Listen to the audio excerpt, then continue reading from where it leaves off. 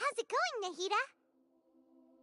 I'm done with the parts that needed my involvement to complete. Although it's my first time working with the Akasha like this, its internal structure and operation procedures are easy for me to understand.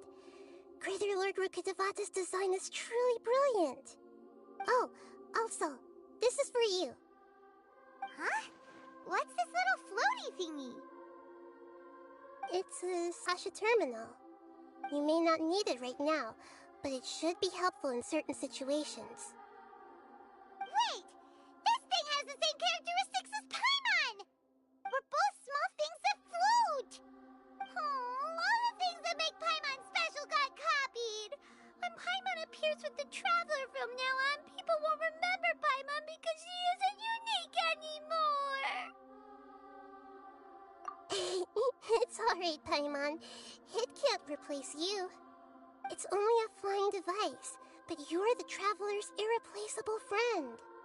You're so good at comforting people, Nahida. If only the Traveler was as smart as you. I was simply telling you what I feel to be the truth. I wasn't trying to comfort you. Nahida, you're natural at this. What you just said made Paimon even happier. By the way, there's something I need to confess.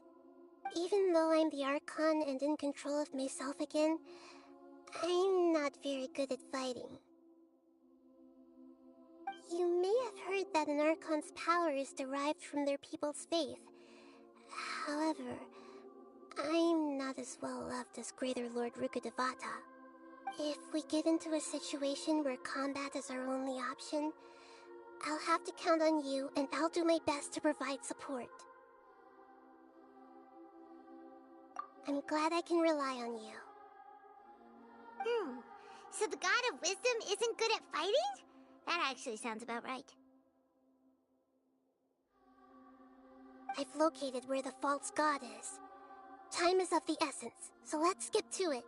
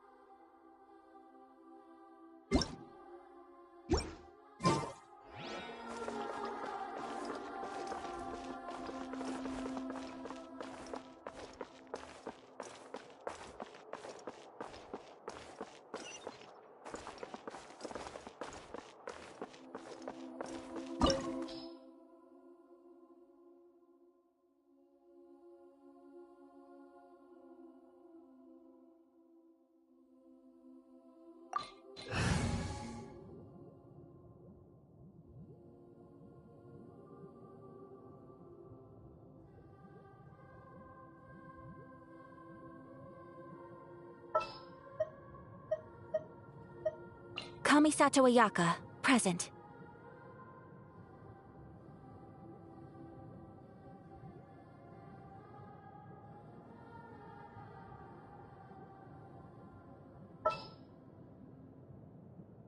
Is really the way we need to go? Wow. Who would have thought there'd be a place like this hidden right slap bang in the middle of the city? The sages wanted to realize their god creation plan without being discovered. The safest and most convenient way would be to build within the academia itself. That's true. They were already hiding one god, so why not two? Judging from the structure here, the project is a huge undertaking. The sages really saw the god creation plan as their ultimate goal. But this place doesn't look like it could have been constructed by the academia alone. The Fatui under the Doctor sure didn't hold back. They provided a lot of technological support.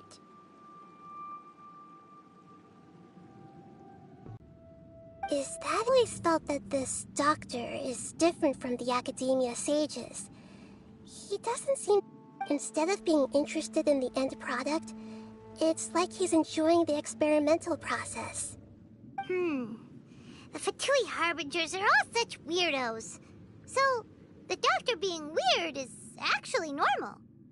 This Fatui that they're trying to turn into a god is called the Balladeer? Since he was created to be the vessel, He wants a Gnosis so badly. and react to any future situation.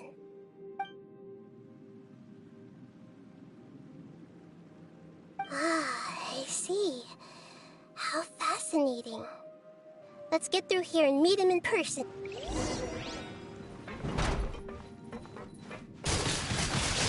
Yacht!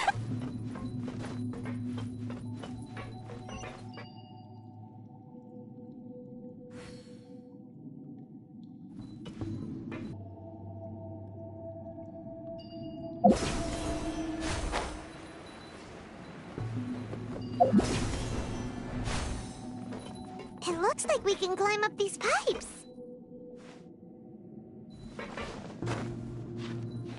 Up!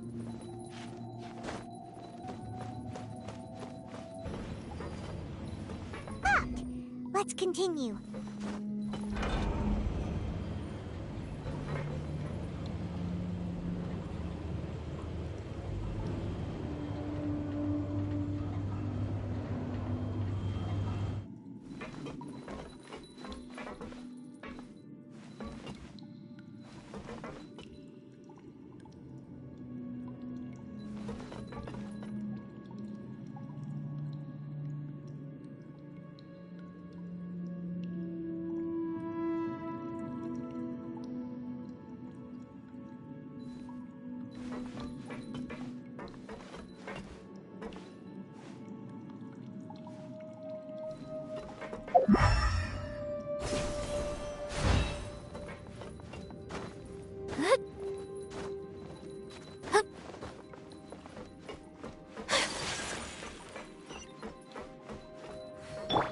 Let's begin.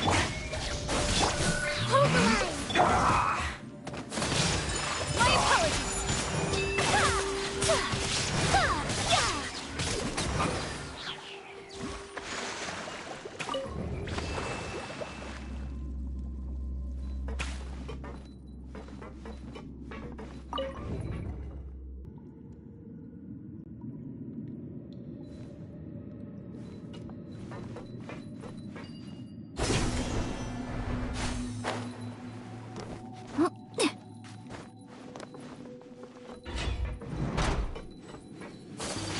Shine down!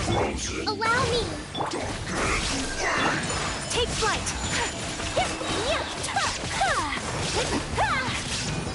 Pay your dues.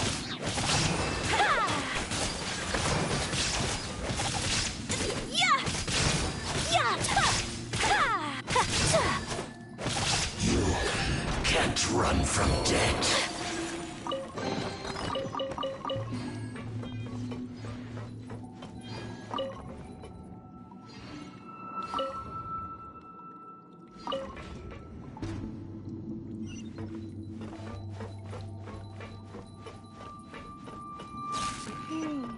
The cart is stuck. Maybe there's something wrong with the tracks. Let's try adjusting the direction of the device to clear the tracks.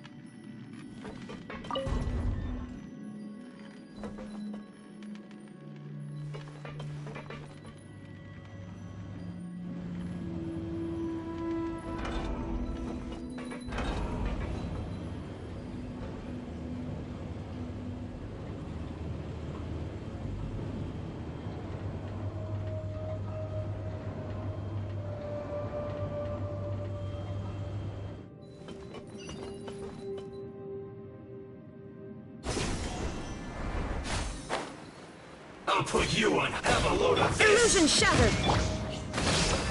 Scatter! Shouldn't get careless. Whirling snow.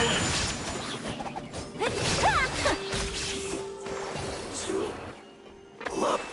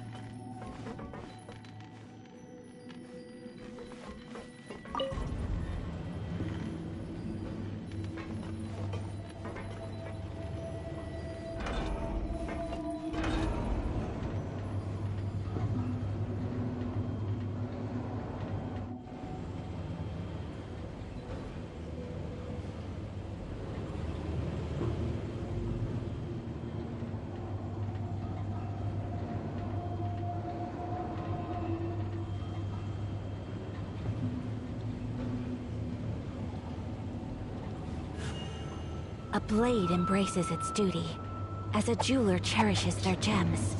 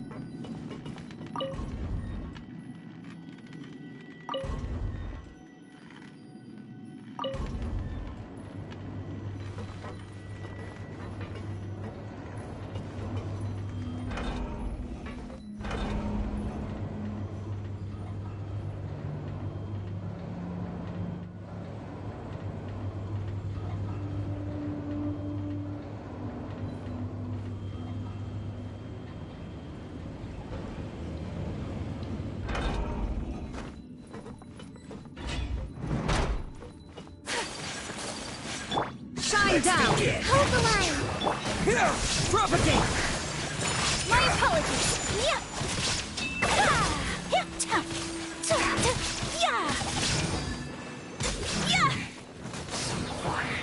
Well met. Whirling snow. Shouldn't get careless. Allow me. Ida. Take flight. Run. You can't run. You can't turn it up.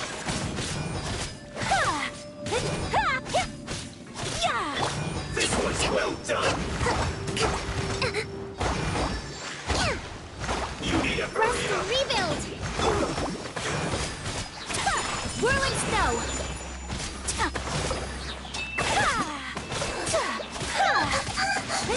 There is no escape. Take flight.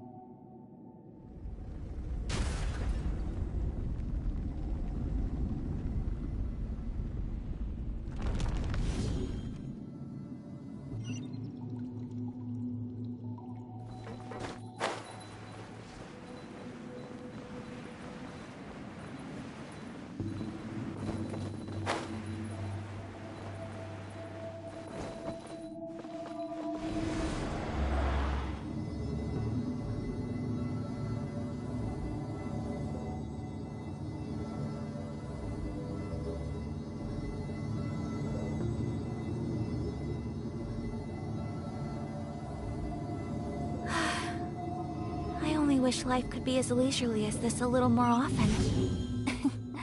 How greedy of me.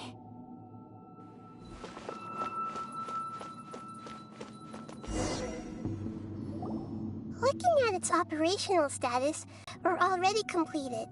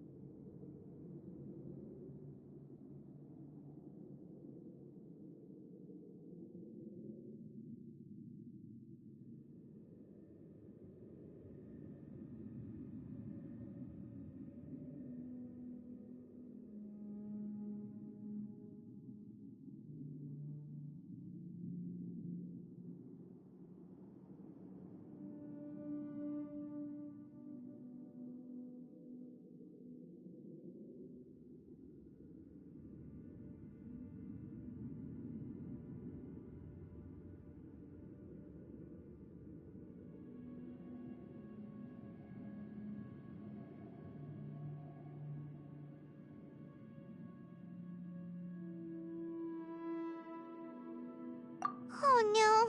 What should we do? Paimon can't imagine how hard it would be to fight against a Fatui Harbinger with a Gnosis! Are you nervous, Paimon? If you really want to know... Of course Paimon's nervous! Aren't you too, Nahida? Yes, I am. This is probably the first time I faced with a calamity of this degree since my birth. I feel not just nervous, but curious as well. Curious? Curious about what? Curious about our fate. To me, everything we perceive in this world, everything we learn, and everything that happens to us is considered knowledge. And if it's a form of knowledge, then it can be understood. However, only fate is about that which has yet to occur, so it has always drawn my curiosity. So to me, fate is the ultimate knowledge. That's also why I love observing humans and all the things that happen to them. It all brings me great satisfaction. And now, at long last, I'm not just an observer anymore. I will personally experience my own fate with you by my side. Isn't this such a wonderfully exciting thing? Ah, so that's what you mean. Paimon thinks she understands what you're feeling. Agreed. Okay, let's continue on. I can sense his aura from here.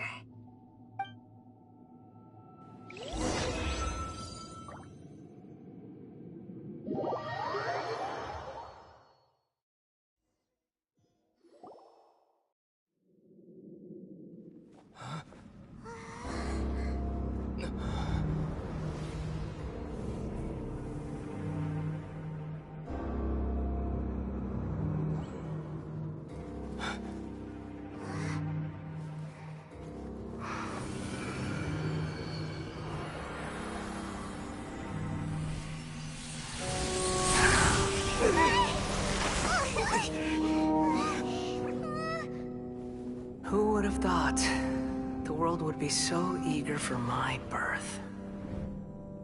I remember you, Booer, the god of wisdom, and standing beside you, the traveler. Is he all-knowing and powerful now like Greater Lord Rukkhadevata? No, I can't feel the same kind of divinity I felt from the Greater Lord. It seems that the sages didn't get the chance to infuse the divine knowledge capsules into him. But even still, he has undoubtedly become a true god now. So we're too late? The Balladeer has already become a god? The Balladeer. A long bygone title. When my spirit ascended to divinity, I felt as if I had existed for the same number of epochs as heaven and earth. Looking back, the existence of what once called itself Kunikazushi appears infinitely small and ugly.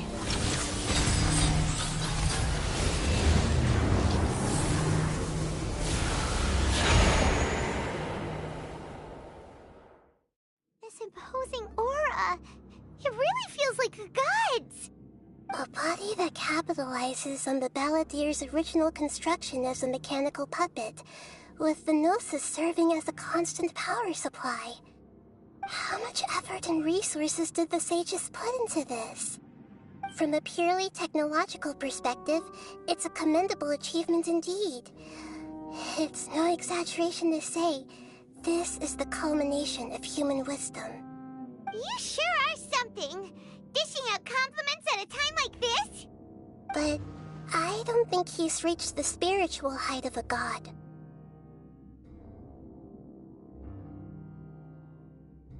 Strife is engraved upon every god and every gnosis brought forth into this world. Can you feel it? The exhilaration of such power, and the thrill of anticipation for our contention. Nahida wouldn't feel the same things as you! Do you not realize that you are interrupting a conversation between gods? Lowly creature, know your place!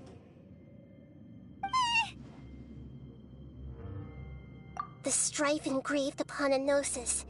You're talking about the Archon War. Teyvat's current peace was not easily won. I didn't personally participate in the Archon War, but the way I see it, all those losses were meaningless, driven by the demands of the laws. There's no point in bringing it up again. Is that so? Yet I am deeply disappointed that I was never allowed the fortuity to personally participate in the Archon War. This is a first. Encountering a god in this world who does not crave power. No wonder your own people have abandoned you, God of Wisdom.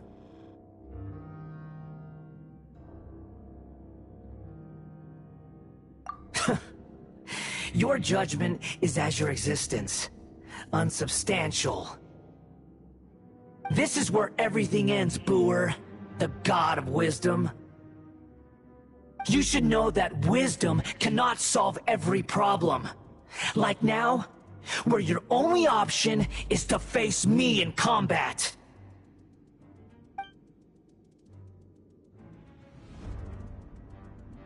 Come! Let us reenact a scene of the Archon War. Come and inaugurate my birth as a god.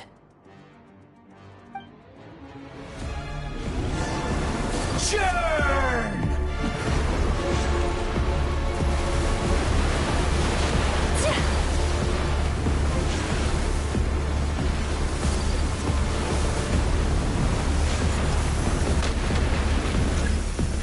Perish!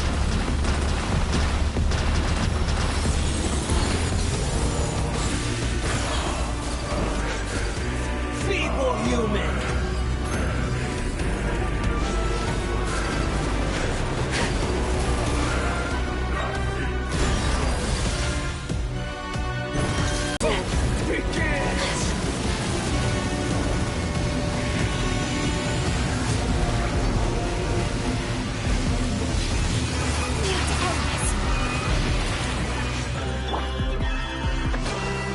Insignificant pest!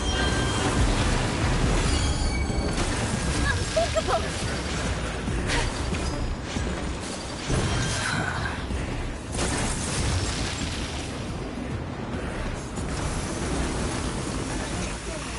Perish!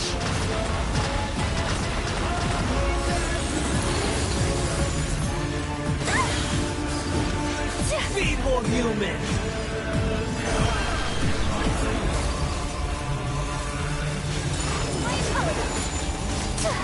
Sakura swirl! Illusion shattered! Hold the line! Whirling snow!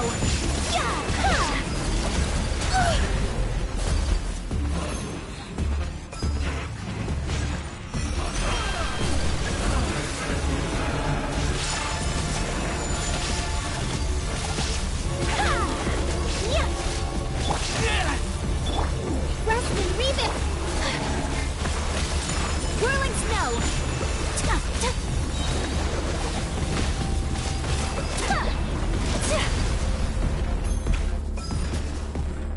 insignificant pest!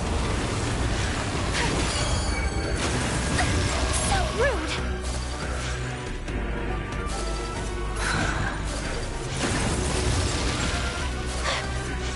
My endless cycle begins!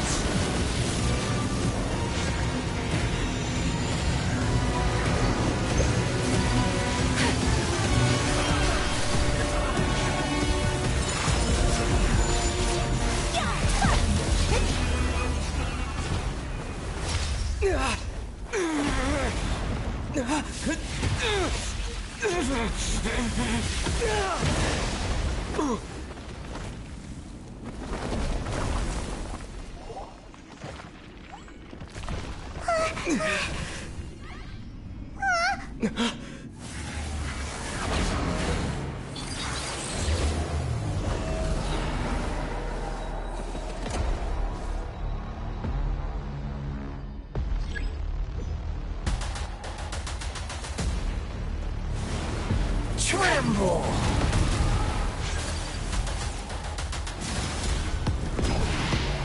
Burn to oblivion!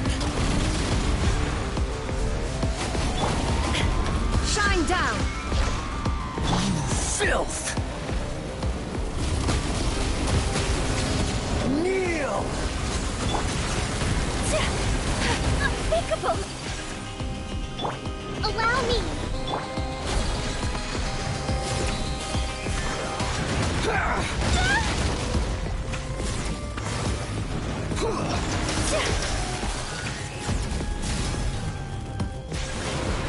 Tremble!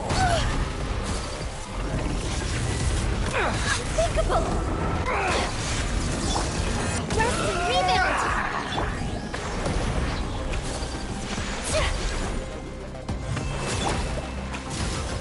Let's move out.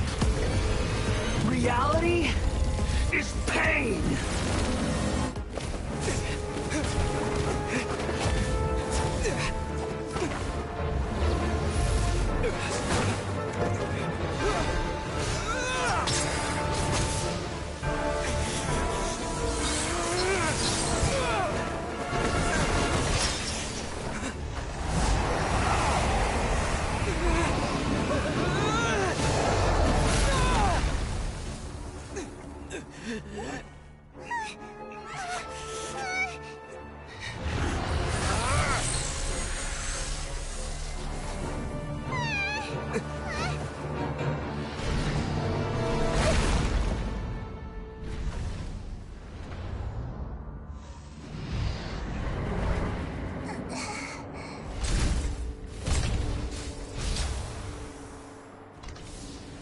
This is supposed to be a battle between gods, yet you choose to hide behind a mortal.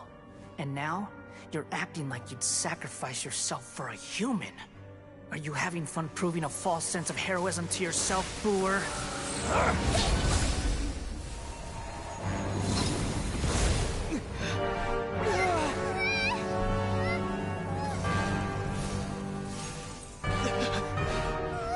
The data collection is almost complete.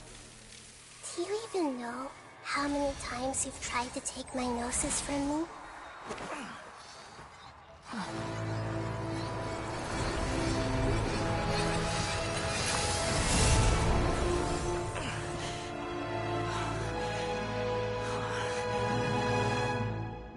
We just concluded the 168th loop. Did you know that in the effort to create you, the people of Sumeru were forced to live through the exact same number of Sabzeruz festivals and Samsara cycles? The power of dreams. When did you use it on me?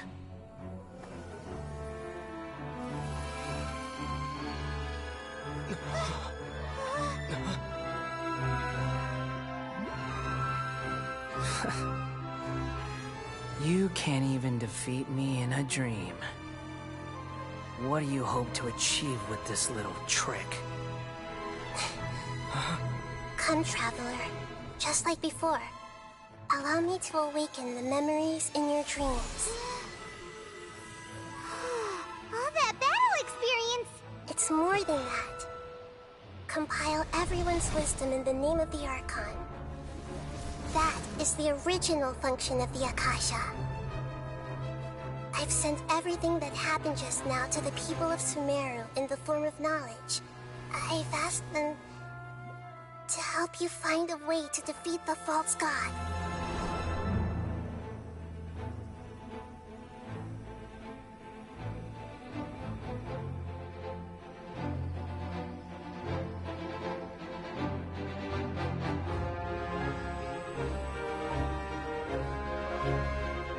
Now, all of Sumeru's wisdom is at your disposal. Meaningless tricks won't save you.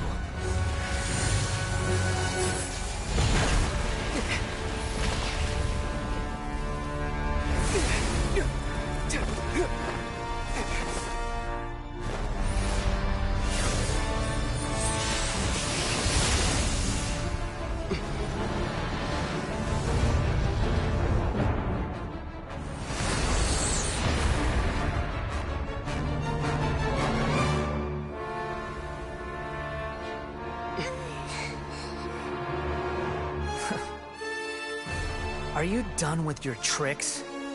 Can I finally take this as a real battle between gods? I'll leave this to you, the first sage of Booer.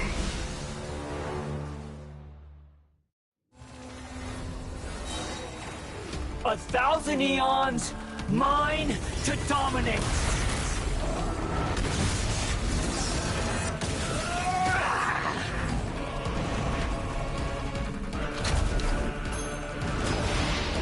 Burn to oblivion!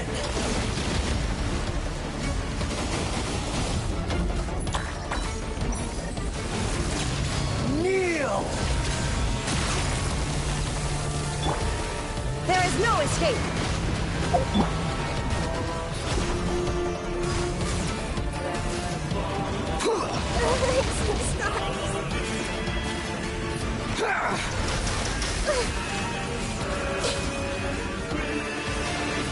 Tremble!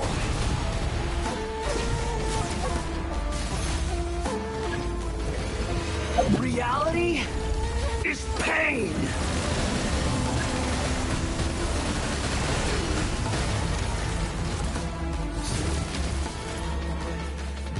Good riddance, cruel world. I see everything!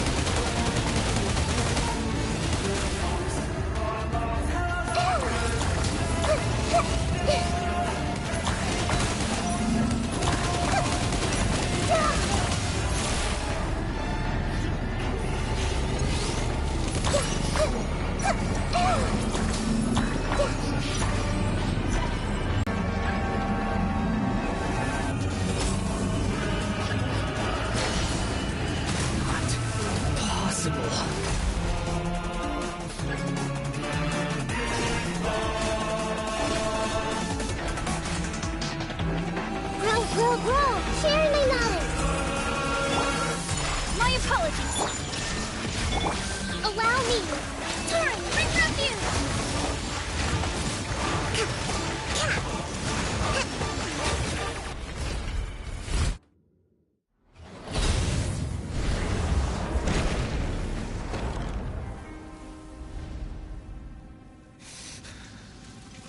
Humans.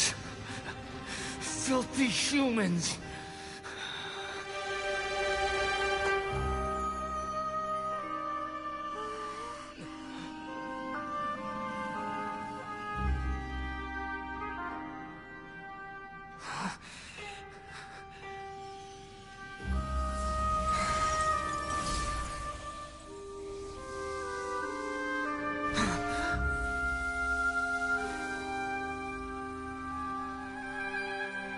No!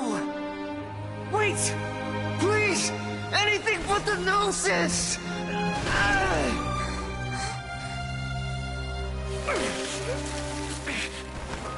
That's mine! Don't even try! I'll never go back!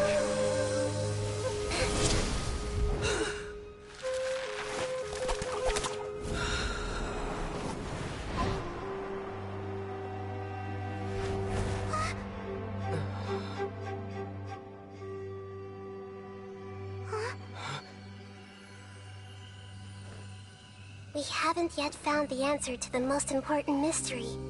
Irminsul is still waiting to be saved. With the power of another Gnosis, we may now finally understand the last memory of Greater Lord Rukkhadevata.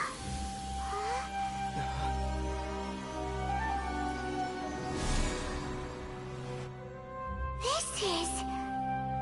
That's right. This is the last memory of my predecessor.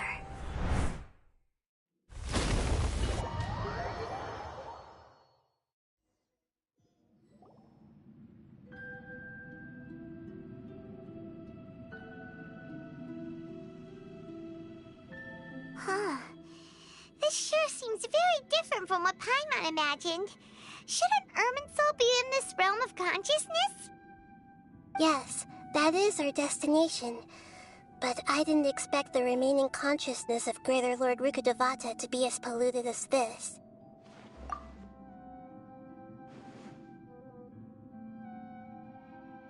Forbidden knowledge? It seems you know about a concept that even I don't completely understand. Could you tell me what you know?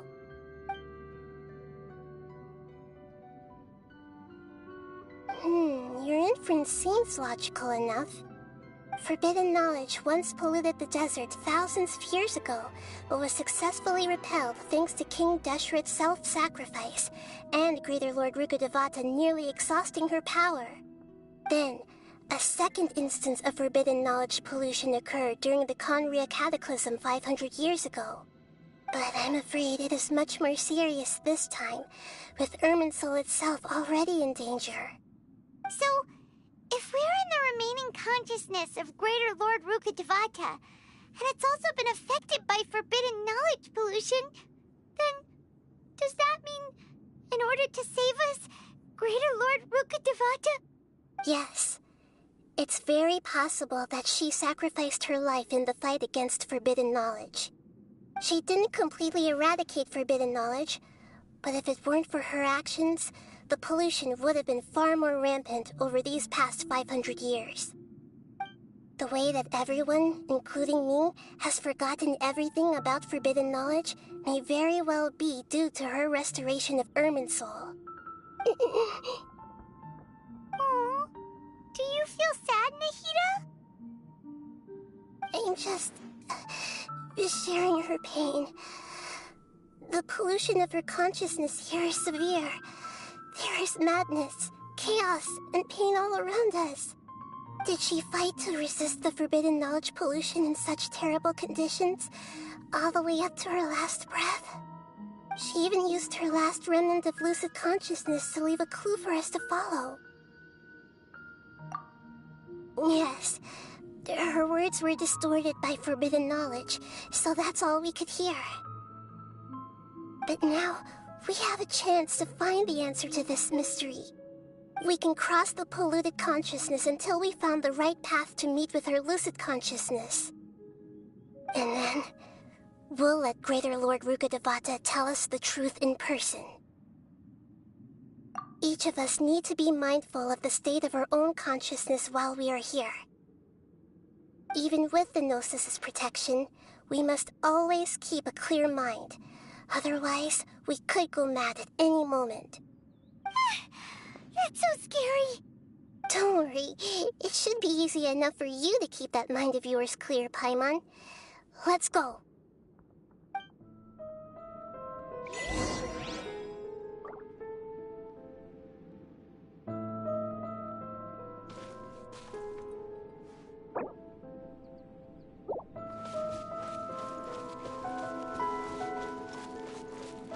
Are we in the air? And why is there a huge boat? That's the boat of consciousness, which symbolizes reason here. Its course is the direction our consciousness is traveling towards. If we lose control over our consciousness, we will fall into madness. So let's make sure the boat stays on course. Wow. What are these? The monsters seem to have been affected by them.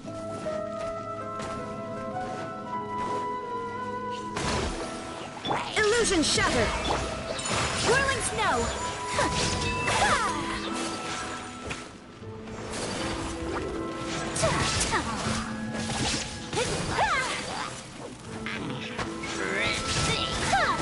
Embrace the ice!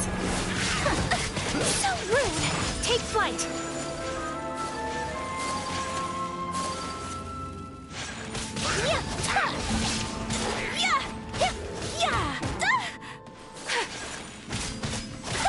My apologies!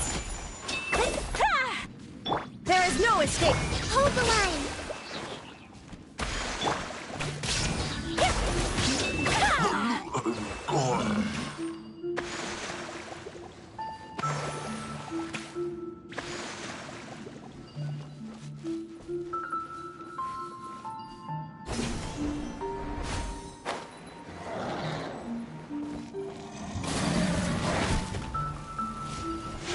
Take flight! Shine down! Allow me. Propagate! Sakura swirl! Whirling snow!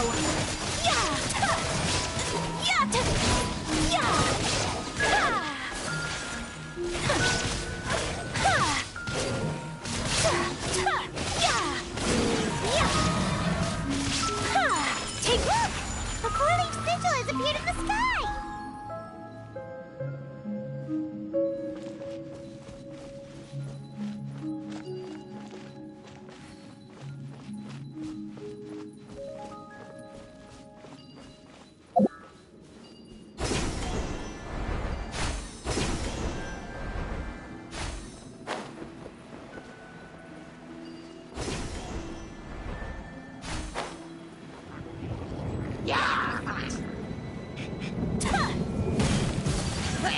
There is no escape! Rest and rebuild! Scatter! My apologies!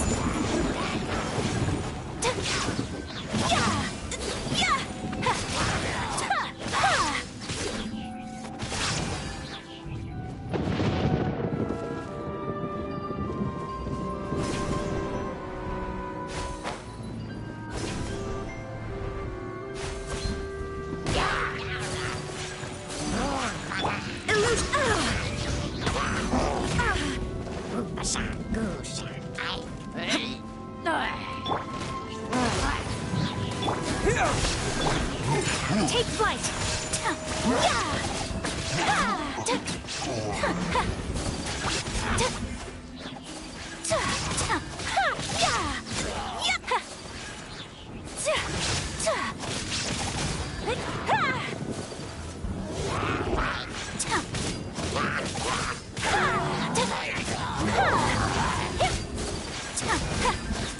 Whirling snow! Embrace the ice! Allow me! Shine down! Insolent!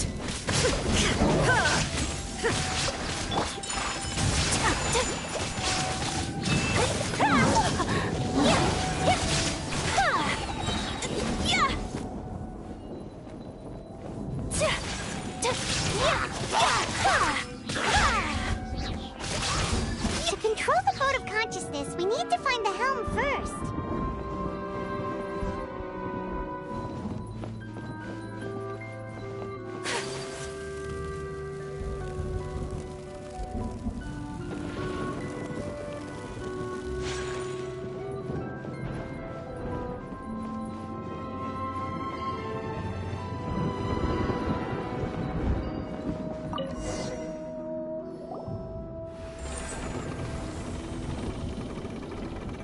We changed direction. Are we still going the right way, Nahida? Judging from the current route, the boat of consciousness will soon take us out of here.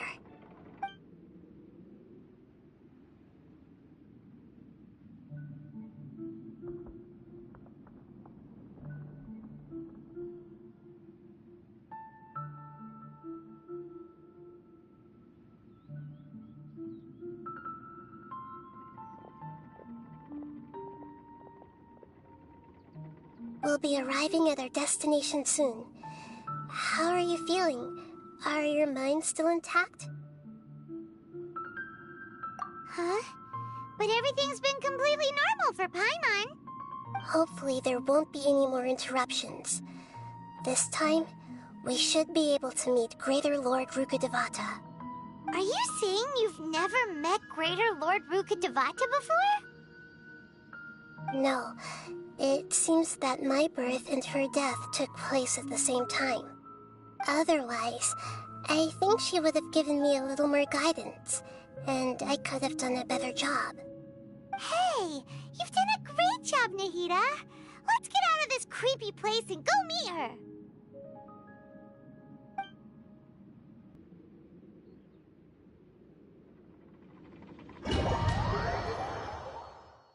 So, is this the place you were talking about? The base of Irminsul?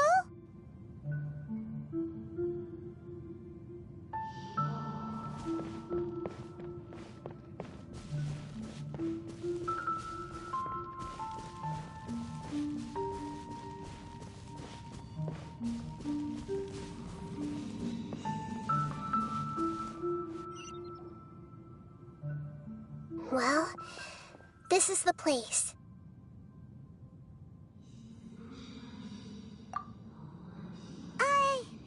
We're here to find Greater Lord Rukkhadevata, right? But the one standing over there is... Is that... me?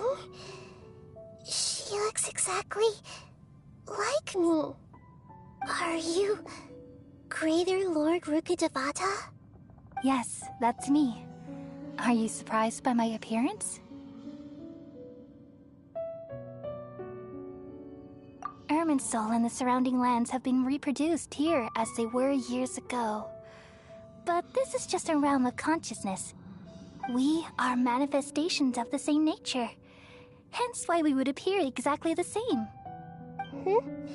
We're of the same nature. Why? Because you are me, and I am you. You are me in the new samsara. The new samsara? As Greater Lord Rukkhadevata, I'm the avatar of Irminsul. And you are the purest branch snapped from Irminsul. Imagine it this way. Even if a tree dies, its branches will eventually take root and grow, continuing the tree's life in another form. I'm merely the remaining consciousness of Greater Lord Rukkhadevata. The real me has presumably died a long time ago.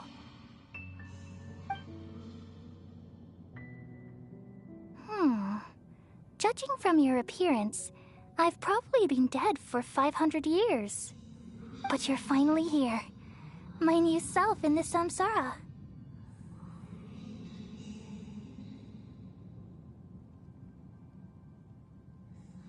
If this is true, then am I going to be a great Archon like you someday? Though we share the same nature, our fates are bound to be different. All things have their own fate. When a branch grows into a mature tree, it won't be the same as the original tree. That's why fate is the ultimate knowledge, isn't it? That's a great insight. Yes, very good. It's also precisely why you won't become like me. Really? But perhaps you may become an even greater Archon than I. I already see a determination in you that I didn't possess in my time, and the future that it leads you to will be yours alone. Along with the blessings from your past experiences. Don't worry. The growth of wisdom is like that of a plant. You only need to wait quietly for the flower to bloom. Come to think of it, the sages never had the faintest inkling of the meaning of wisdom. Thank you. Nothing makes me happier than discovering that the Archon I always admired was in fact myself in another fate. It's so nice to speak with you, Greater Lord Rukkhadevata. I've always wanted to meet you. The feeling is mutual. From the moment I snapped the branch off Irminsul and created you, I've also looked forward to talking with you.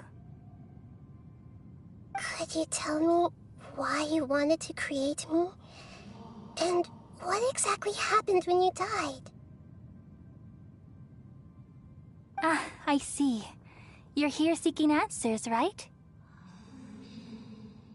Everything that day, even the sky itself, changed into a color like this. At that time, the Seven were all summoned to the nation of Conria. Except for me. I had a more important task to attend to. I had to protect Irminsul. The disaster occurred together with the pollution of forbidden knowledge. At that very moment, with my consciousness connected to Irminsul, I sensed something was wrong. The pain started to torment my mind. By the time I reached Irminsul, it was already displaying signs of corruption. Had I not repelled the pollution of forbidden knowledge with King Deshret thousands of years ago, I might have felt even more hopeless and lost.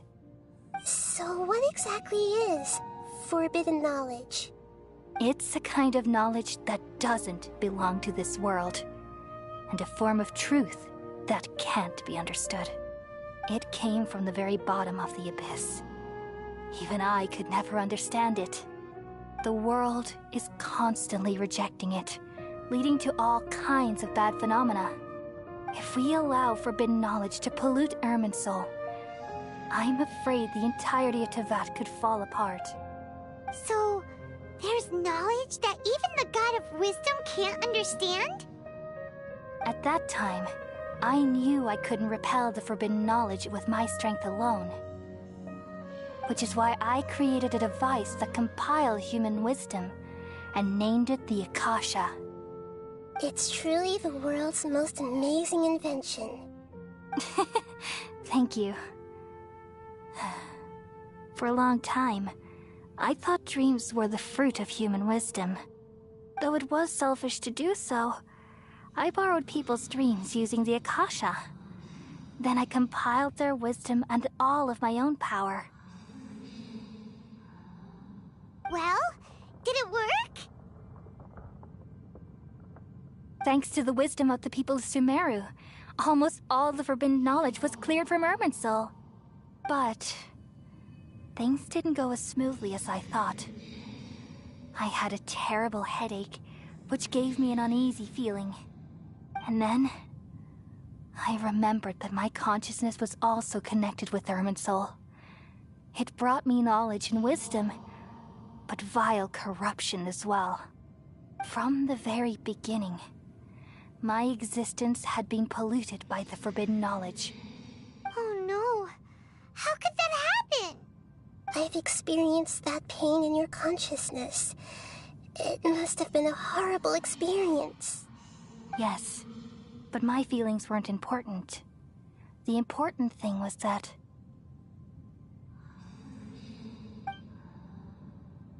even if I died, my existence and everything related to me would continue to exist in Irminsul as memories and knowledge, meaning that the forbidden knowledge couldn't ever be permanently eradicated. And there's no way for me to eliminate myself. It would be a sort of paradox. So, I took the purest branch of Irminsul as my incarnation in the next samsara, and left a trail of clues, all in hopes that you would come here and remove me and my pollution from Irminsul forever. Wait, no, I can't. So you realize what that implies? You are very smart indeed. Irminsul has all the knowledge and memories of this world. And as you've realized just now, removing me from Irminsul means I essentially will never have existed in this world. But this is the only way to save Irminsul. People love you so much, and they've missed you so much over the past 500 years. I am exactly the same. So how can we just forget you like this? Is there really no other way? There must be something else I can do. You're the god of wisdom, Buer. You should know that there is no other way. But this is so cruel. I don't want to forget you. No need to feel so sad, Buer. As someone who delights in wisdom, you should feel joy at finally finding the answer. These are the words in their entirety. The answer you've been seeking all along. Let the world completely forget me. We all nestle under the great tree of wisdom, peering out to perceive the world. From the earth and from the rain, we perceive its wonders, until we become a white bird to perch atop a branch, and finally snap off the most important leaf. Once upon a time, I alone dreamed in this world. In my dreams, everybody would also dream after they fell asleep. Wild and wonderful thoughts would emerge from their minds. Some tumbled to the ground, and others floated to the sky, connecting all things in the world into one dazzling net. Among a plethora of worlds were numerous smaller worlds, all of fate, finding within the tapestry their brilliant glow. I gradually understood that these indescribable and constantly changing things are the most profound things in the world. Only they can completely repel the madness. Only dreams can awaken consciousness from the deepest darkness.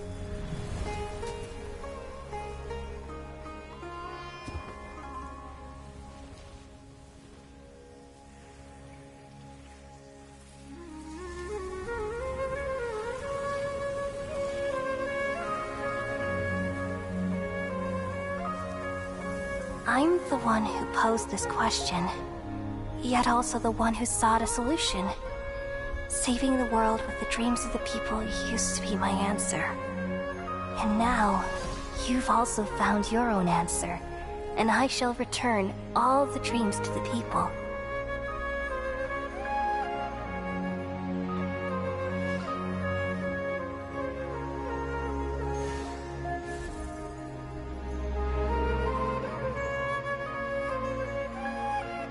Goodbye, people of Sumeru. May you be blessed tonight with the sweetest of dreams.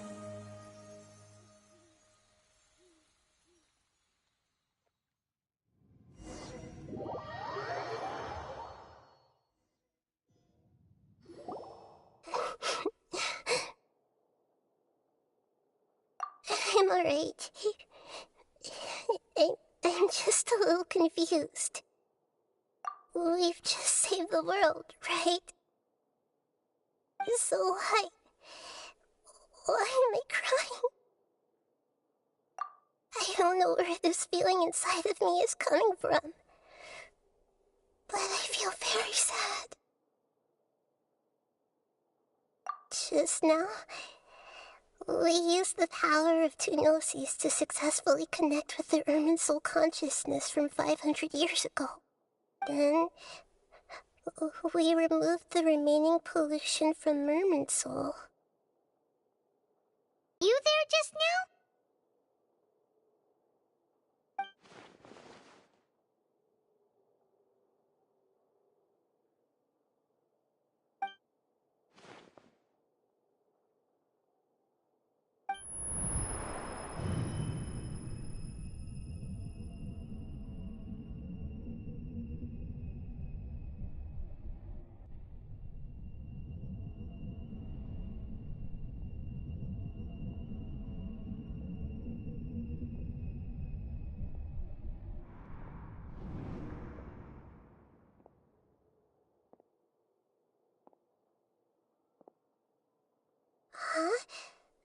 that sound?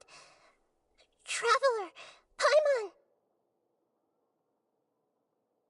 I've been waiting here far too long. But finally I have the chance to be alone with you. All the precious time I wasted has finally paid off. The doctor! What have you done? Just a type of sound wave that can quickly put defenseless people into a dream. As I expected, it doesn't have any effect on gods. This is the only thing of interest I found among the sage's research. I thought I'd take it for a little spin. Don't worry. I know you would never forgive me if I actually killed them. I'm here to negotiate with you. Naturally, I won't do anything dangerous that could potentially damage our relationship. Negotiate with me?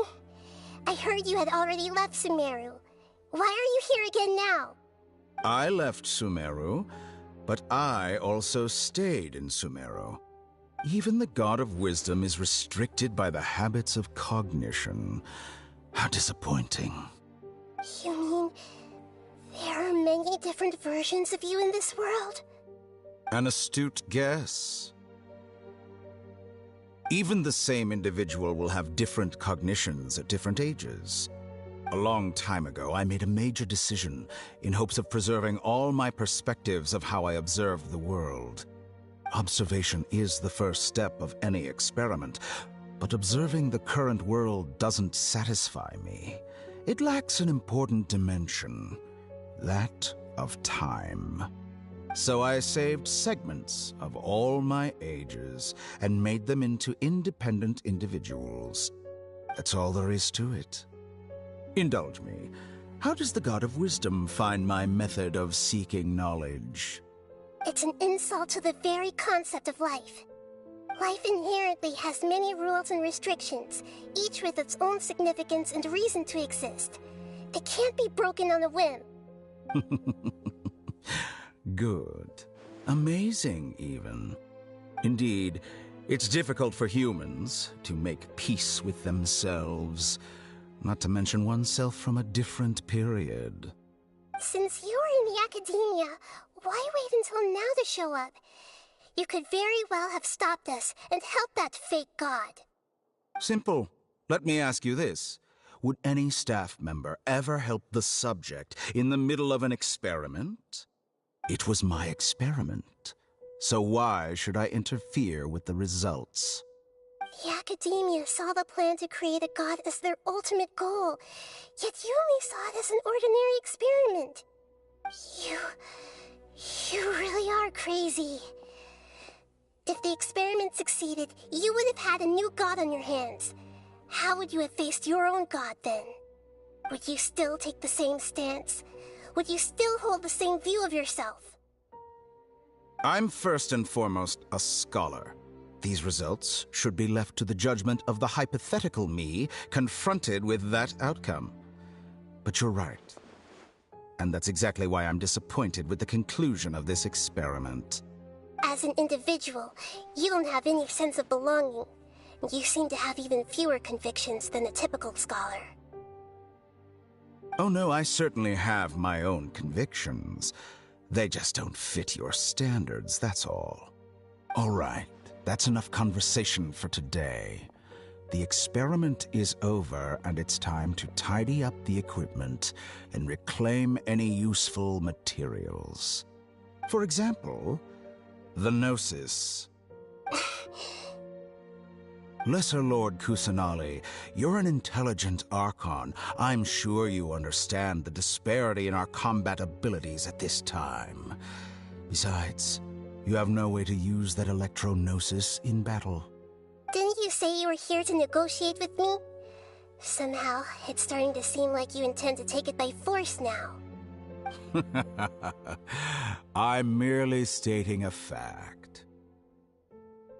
After all, I'm also a scholar. Naturally, I hope to show proper respect and dignity to the God of Wisdom. Your hypocrisy is built on absolute confidence. I understand your scheme, but What if I were to destroy the Gnosis now and awaken the heavenly principles? Awaken the heavenly principles? Do you think that's really possible? The heavenly principles have been silent for many years, but the Gnosis are symbols of their control over Teyvat and all the laws. Will the destruction of a Gnosis attract the attention of the heavenly principles? And if so, how do the Fatui plan to deal with the consequences? Do you dare to gamble such a possibility with me? Gamble? How surprising. I thought you would show evidence or use rigorous reasoning to prove your point. The word gamble is the last thing I expected to hear from the God of Wisdom. But this is a clever move. You must have seen through me when I first captured your consciousness. As a scholar, I respect all possibilities. This has always been my principle and is an essential trait as an experimenter.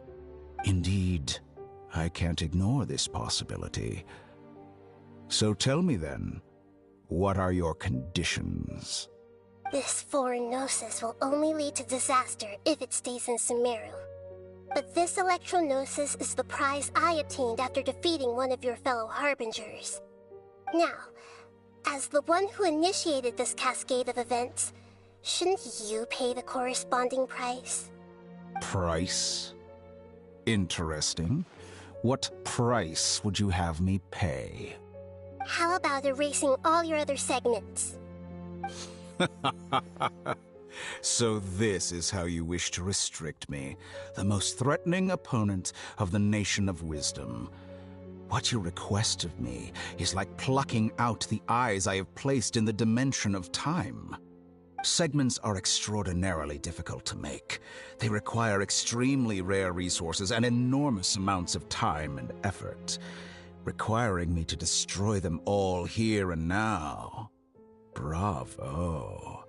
A suitably wise decision on your part. Yes, how very interesting. Can I assume that you have long been wary of me? Among all the versions of me, this segment you see now is the most selfish. If it weren't me, your idea wouldn't have worked. What did you see when you were imprisoned? You were observing me, and that's how you know I've long grown tired of their doubts and endless arguments. Like you said, it's difficult to make peace with yourself. Being as smart as you are, have you managed to do that? I see. If you think all those versions of me are worth a Gnosis, then deal. You sure didn't hesitate much. Is the relationship between all the versions of you really that bad? I don't think there's any need to dwell on that. The surplus versions of me can be exchanged for a Gnosis. Do you think anyone can offer themselves at a higher price?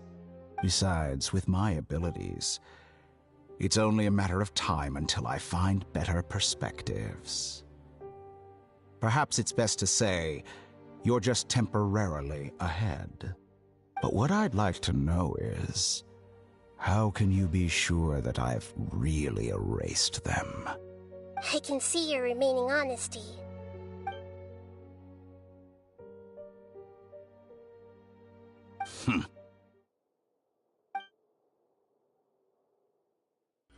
What a ridiculous decision! Sheer You can't be foolishness. serious! How could I have been so short-sighted. You think Even this is the end? yourself. Wait. I'll have I Please hope wait! You'll make Good this moment riddance. count. You will regret this! Well, have you confirmed that it's complete? Here, take it. The future of Sumeru City will be in my hands alone. I will shut down the Akasha and let curiosity and the thirst for knowledge drive the realm of academics once again. There won't be any further gaps for you to exploit. It truly pains me that my academic achievements have never been appreciated in my homeland. Of course, I have no interest in being rejected by this city for a third time. Another chess piece.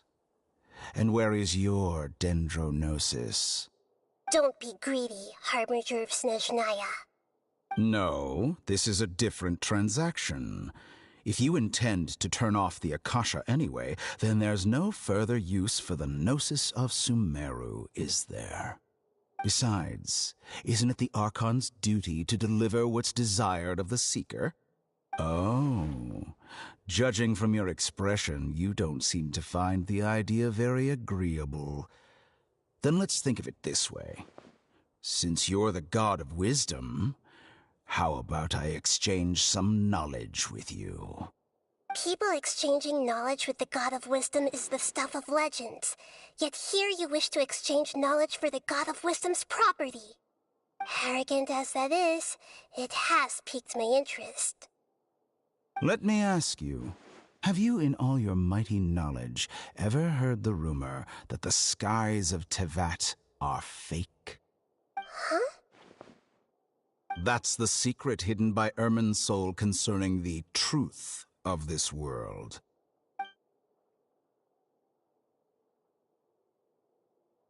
Once I finish telling you about this, it will be time for me to say goodbye. With negotiations, we've all gotten what we wanted. I'm very glad I got to meet you like this. Your arrogance may know no bounds, and convictions may mean nothing to you. But I'll still listen to what you have to say.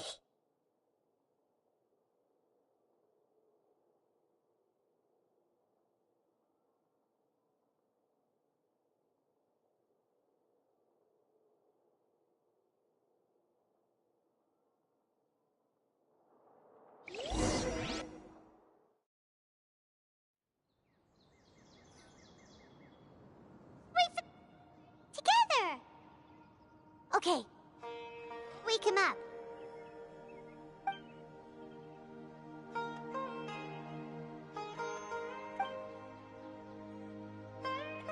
Are you awake? Kali says it's time for breakfast. Come on, get up!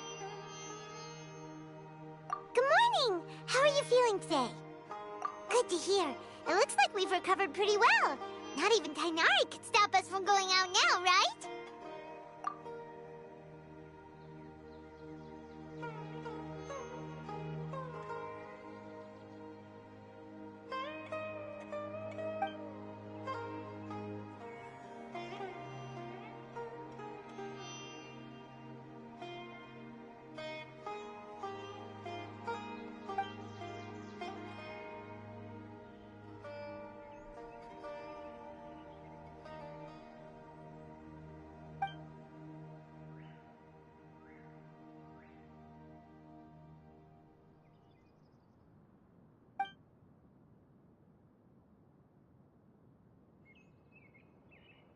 Come on, Traveler, let's go!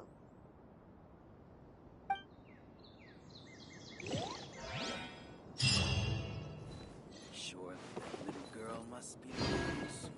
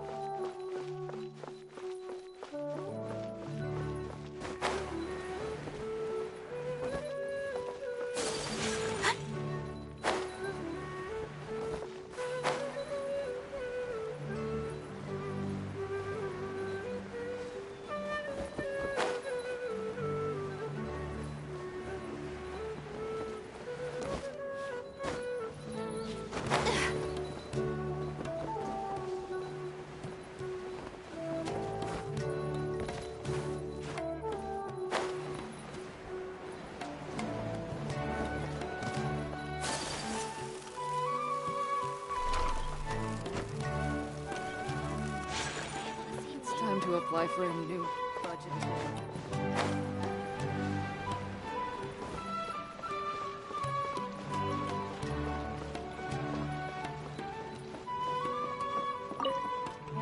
Hello.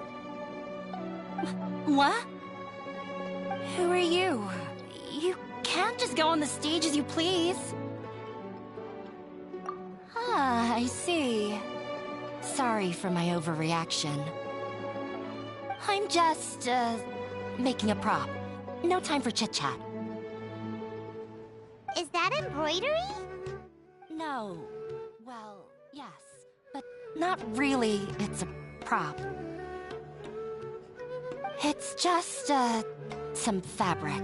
An ordinary piece of fabric that we use in a show. Sorry. I really do need to focus and start working on it. What an oddball. Is prop making something to be that jumpy about? Oh well, it's none of our business.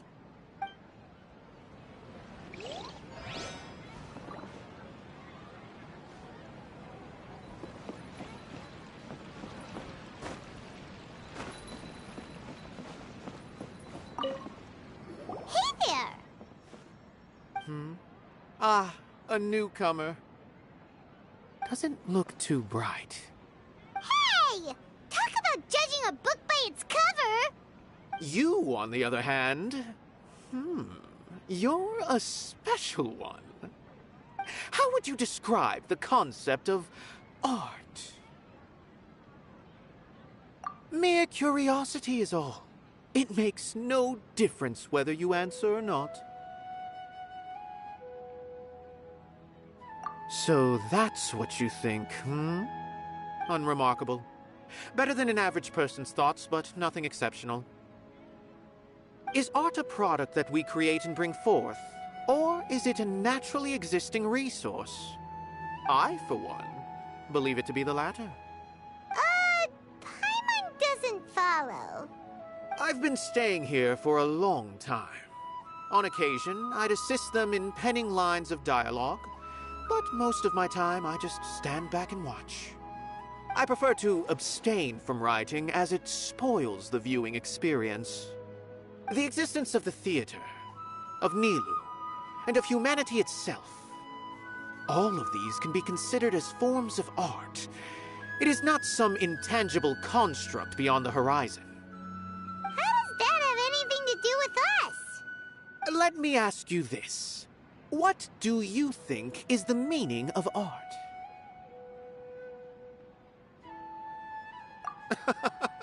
I suppose that question was a little too difficult for you.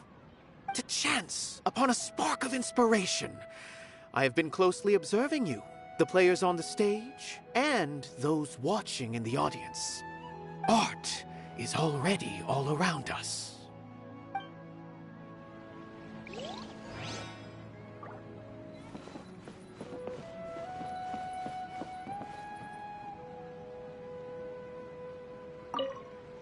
Hey there. I saw you two helping Nilou move some stuff. Are you two also here for the celebration event? You got it! My name is Raykar. Nadia and I are this theater's prop engineers. I also help out with some other tasks like housekeeping. The little ones causing a ruckus are my children, Soreen and Abi. I hope they aren't bothering you. They always get really excited every time we hold a celebration event. Yes, they are. Everyone here takes great care of them. There's good work here, the pay's always on time, and Nilou and the others will often volunteer to play with the kids. I'm quite content with this current way of life. Do you mean your life wasn't nearly as good before? It's all right. It's all water under the bridge now. My husband and I were both adventurers, but he passed away from an accident.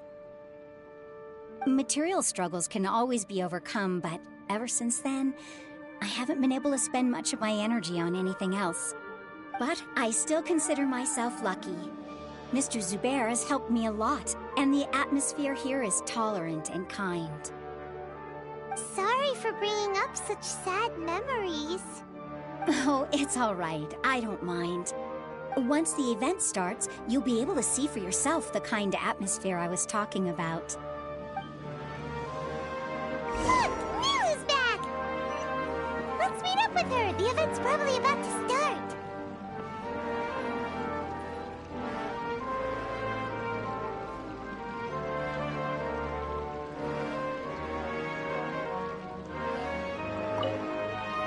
Sorry for the wait.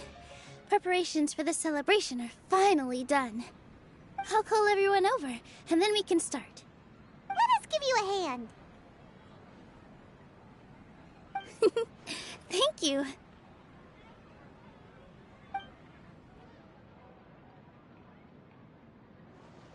Maybe we really should have prepared a gift. Then we could also be a part of the exchange. As it is, all we can do is wait and watch. Maybe we shouldn't do this after all. I didn't do that great of a job, and who would even like it? Oh, don't think like that. Remember our promise? We're going to give everyone a pleasant surprise. And besides, you've never attended a celebration event before, so this will be a great opportunity. Everyone will love you. I'm still not really sure about this. There's nothing to be worried about. Just take a step forward and give yourself a chance. There aren't any scary people here, right? Right. Huh. Alright. Maybe this will help. Everyone, over here! Inaya has something great to tell you all! Wait! I've already said that I'm not ready yet! What should I say? Take it easy and relax. Deep breath, in and out. Once you've taken a long exhale, calmly tell everyone what you want to say. If you don't say anything, then all the hard work we put into embroidery practice would have gone to waste. Using it as a gift, though? It really isn't that good. So when Inaya was talking about making a prop, she was actually preparing a present.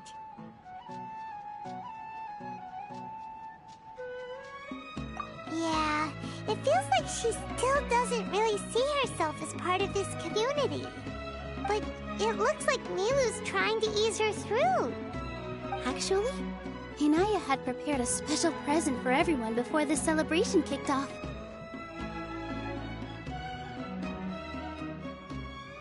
Woohoo! We're gonna get our first present from Miss Inaya! Pipe down! The louder you all are, the more nervous she'll become.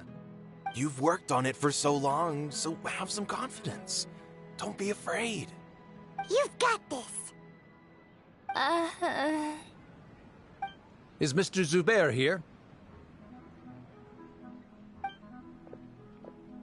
Sheikh Zubair, this is an urgent notice from the Academia. This celebration, or whatever it is, must stop at once. What a condescending guy. What's his deal?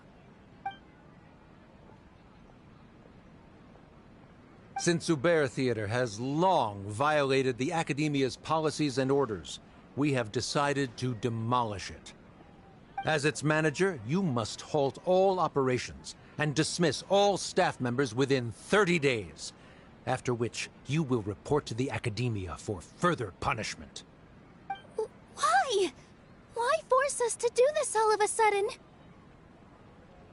Little girl, this is not the first time you've been issued a warning. I didn't hear anything about demolition the last time I asked, and now I suddenly only have 30 days? We have more shows planned, but it's impossible to do anything in just 30 days. How am I supposed to explain this to my customers and staff? That issue is of no concern to me, Mr. Zubair. You seem to understand the situation quite clearly. Perhaps you can reflect on the reasons why you have failed to prepare for the scenario in advance. Demolition? Why do they want to demolish this place? The Academia has never liked us, and they've never respected our work. To them, What we do is all a waste of time. This isn't the first time they've come by. They had asked us several times in the past to improve the quality of our performances by only putting on shows they consider to be sufficiently intellectual. But our audience isn't the academia. It's the people of the Grand Bazaar.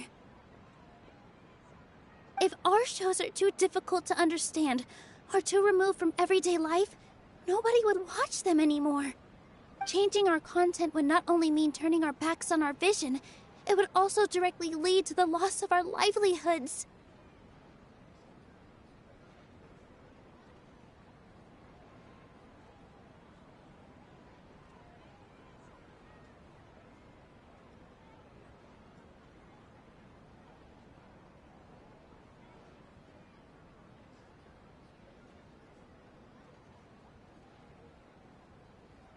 Yeah, the theater is very important to each and every one of us. The way they're doing things is so scummy.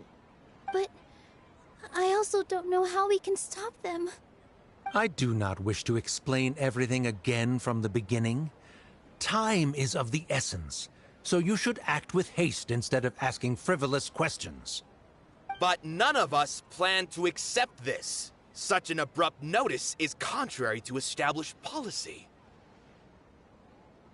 Ask whoever you will. The answer will remain the same. We have already given you sufficient notice. Enough! Does your audacity know no limits, Father? Huh? Father? Their family? What academia?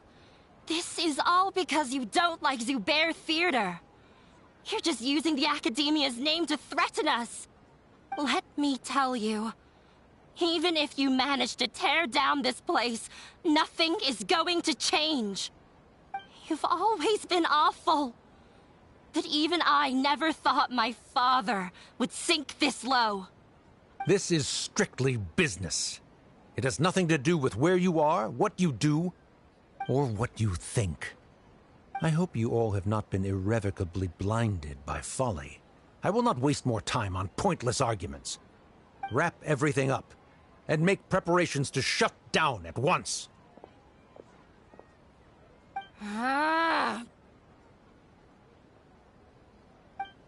Why is he always like that? This is quite the misfortune, but there's nothing we can do. That's it for today, everyone. Let's clean up. I'll go talk to them again tomorrow. The storms that come out of the blue are always the hardest to deal with.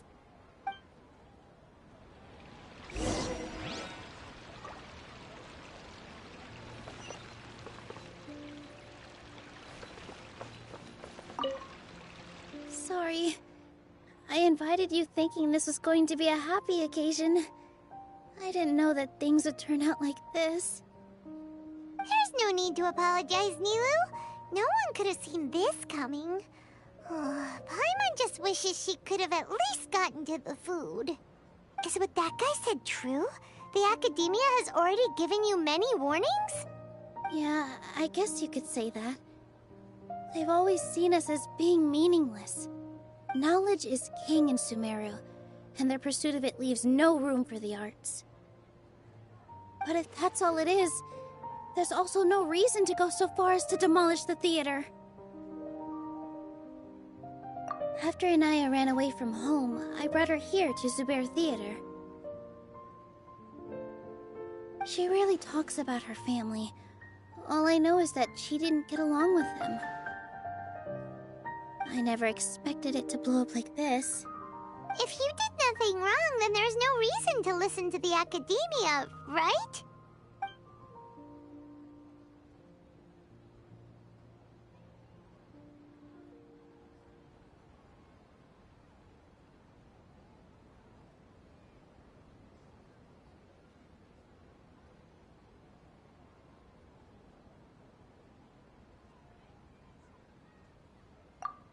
Nahida? You mean Lesser Lord Kusanali? She'd probably help if she knew what was going on. No matter how nasty the Academia could get, surely Surely they can't win against Lesser Lord Kusanali. No. I wasn't doubting her ability. I just feel like we shouldn't bother her with such a trivial problem. Plus, if the Dendro Archon were to intervene, then it wouldn't feel like our victory was earned. That's true. Who cares? Let's just take him in a fight. That's true. I'll try to think of something. We can't just let everyone suffer in a perpetual state of fear and uncertainty. What to do? Can you pretend to shut down, but secretly continue to hold your shows somewhere else? Or we could go through a list of customers and try to see if anyone in there might be willing to help out. That also doesn't sound like it'll work.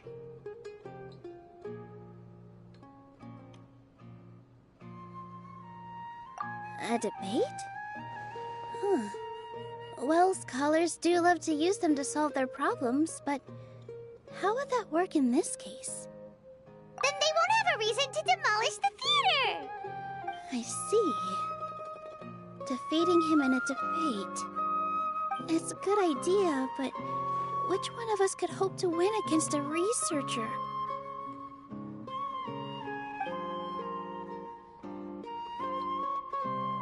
Huh? Me? No. I'm the literal worst at arguments. I can't debate.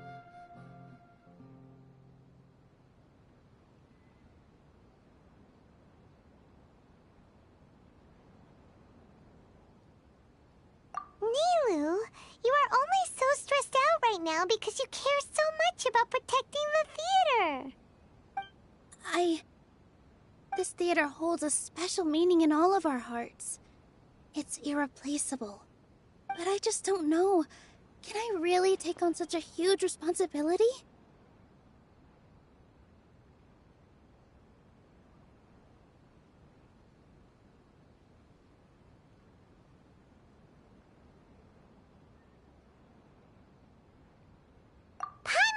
Too. You'll feel a lot more confident after doing some prep work. Believe in yourself. Thanks, you two. Alright, I've decided. Even though I may fail, I'll do my very best for everyone's sake. That's our Nilou! We're rooting for you! Okay, let's head back and tell everyone what we came up with.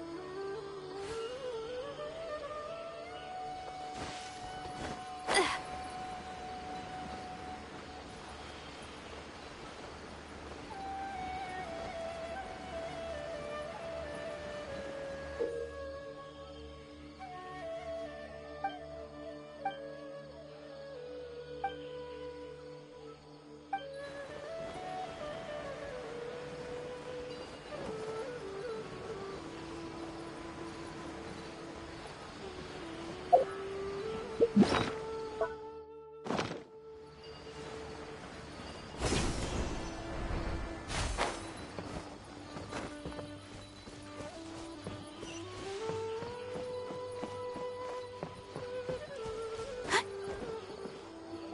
morning.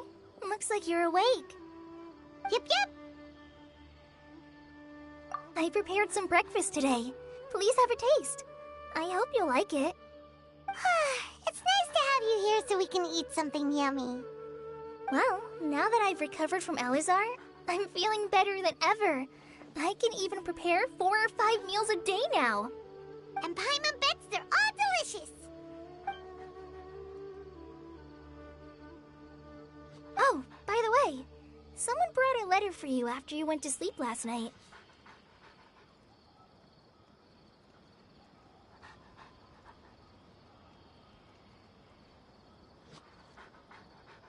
Nope. Paimon wanted to read the letter with you after you woke up. So Paimon didn't open it.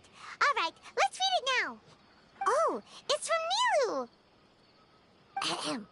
We're going to hold a feast at the Grand Bazaar and celebrate Cyno's reinstatement as the General Mahamatra. As heroes of Sumeru, please be sure to attend. I'll wait for you.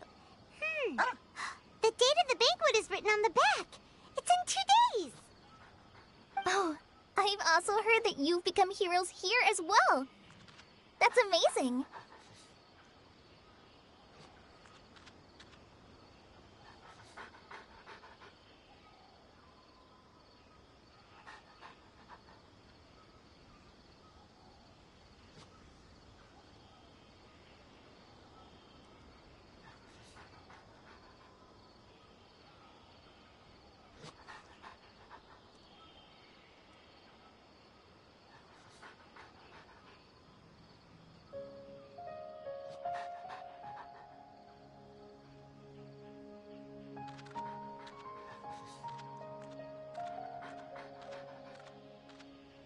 Sometimes I'm really envious of strong and confident people like you. Oh, you're embarrassing me. Anyway, let's go to the Grand Bazaar to have a look. Oh, before you leave, be sure to inform Master Tighnari. How many Rupeshima mushrooms do I have to sell? I do not have proper details.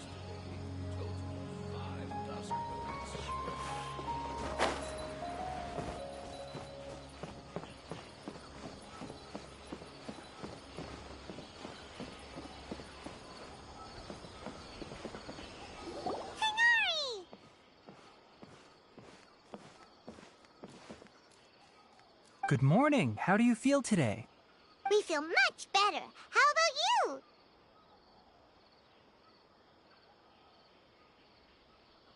I'm recovering well. Thanks for asking. But from the looks of it, you seem to be already busy with work again. It's fine. I'm not that busy, really. The Elazar patients have recovered, as well as Hypatia. For now, I only need to tend to my Forest Watcher duties. It seems once Irminsul started getting better, everything else started to recover too. Yes, but there are still some residual effects. The withering is one example. Though it won't spread anymore, the existing zones won't just disappear. We forest rangers will still need to do the work.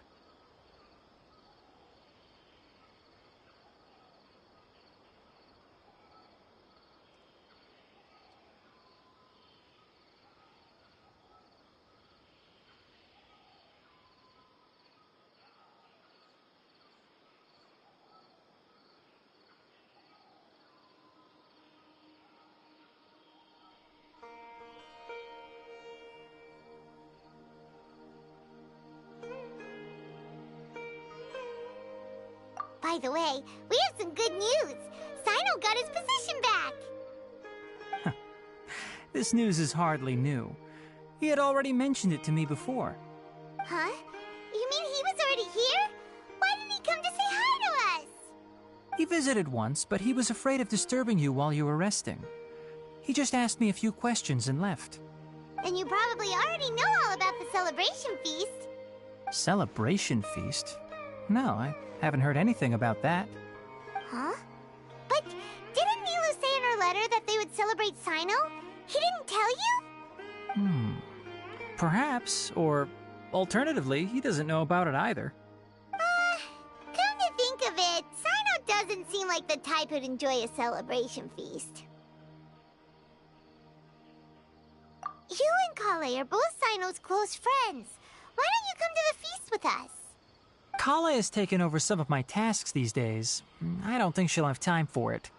Not to mention me.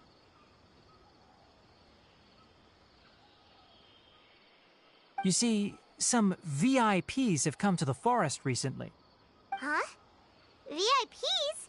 Very important Paimons? Well, technically speaking, they are former VIPs. The sages involved in recent incidents have begun their training in the Avidya forest, and the people they had previously imprisoned have all been released. Huh?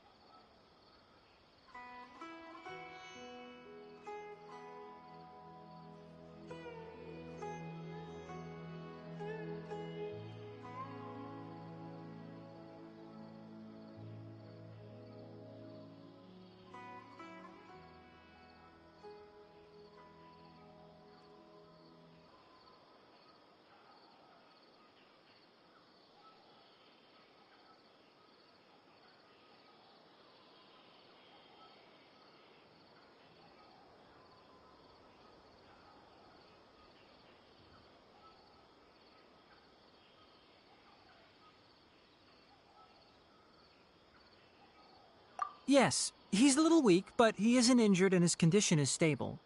Lesser Lord Kusanali, in her boundless mercy, has decided to spare Azar and the other wrongdoers. Supposedly, they were ashamed of their shallow ideologies and have decided to dedicate the rest of their lives to cultivating wisdom in the Avidya forest. When they learned that Lesser Lord Kusanali had defeated the Balladeer and saved Irminsul, they were shocked at first, but also became happy, feeling that the sacred light guiding them on the path of discovering wisdom had begun to shine once again. As a result, work has increased for the forest rangers. That sounds really exhausting. There's nothing we can do, really. But that's another topic. Back to the matter at hand. Are you two planning to head out? Ah, right! We're here to request permission to head out. Would that be okay? You've recovered well. You may go, but be careful. Yay! Will do!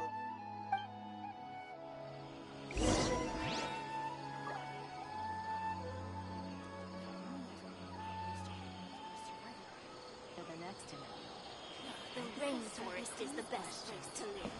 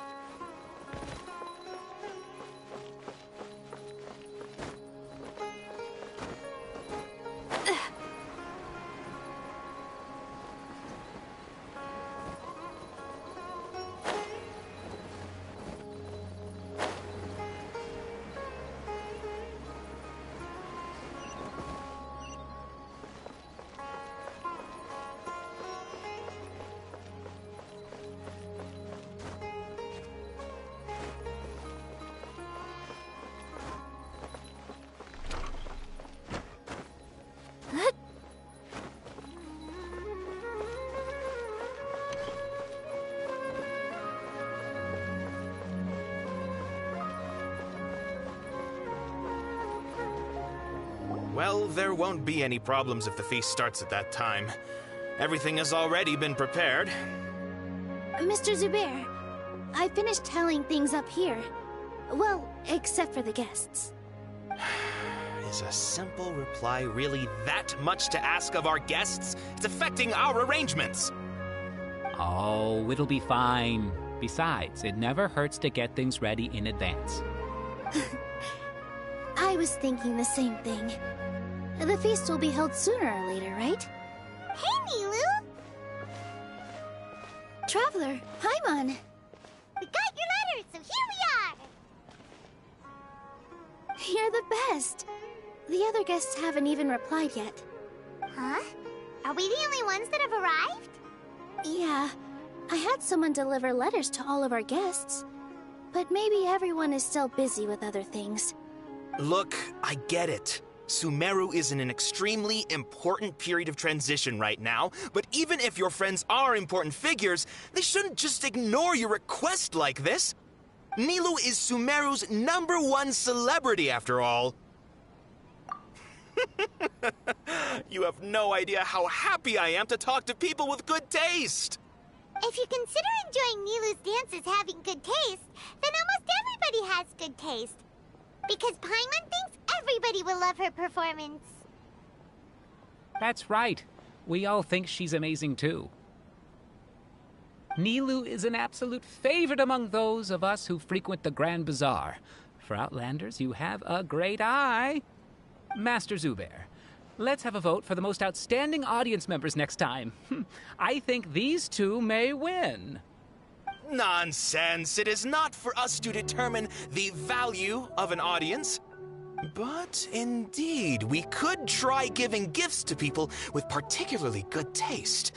I heard there's a device in Fontaine called a camera that can record people's appearances as pictures.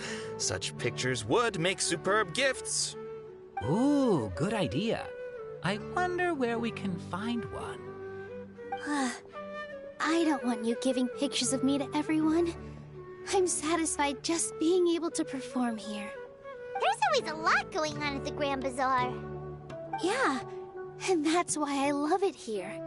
Traveler and Paimon, could you help confirm if the letters were actually delivered? If for some reason they didn't receive the letters, then please tell everyone that there will be a feast here.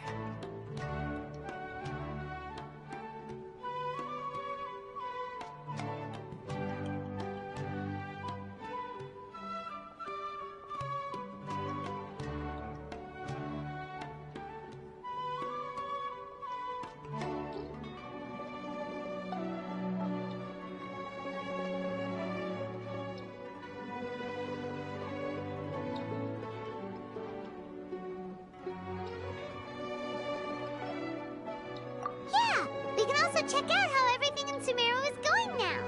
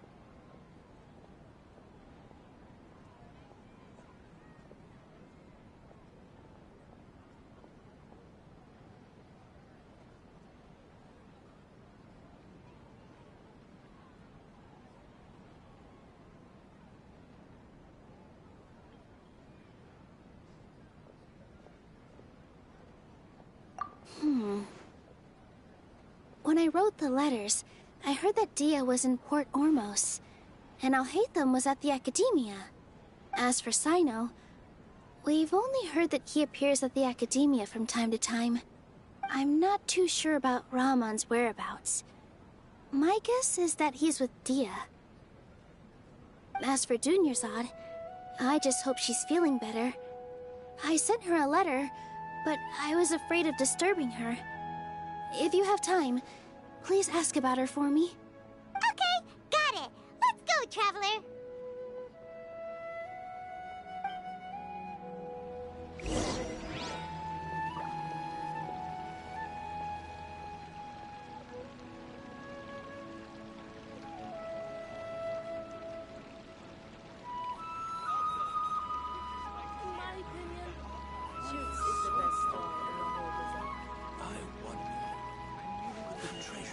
A blade embraces its duty, as a jeweler cherishes their gems. Dad, let me learn to dance.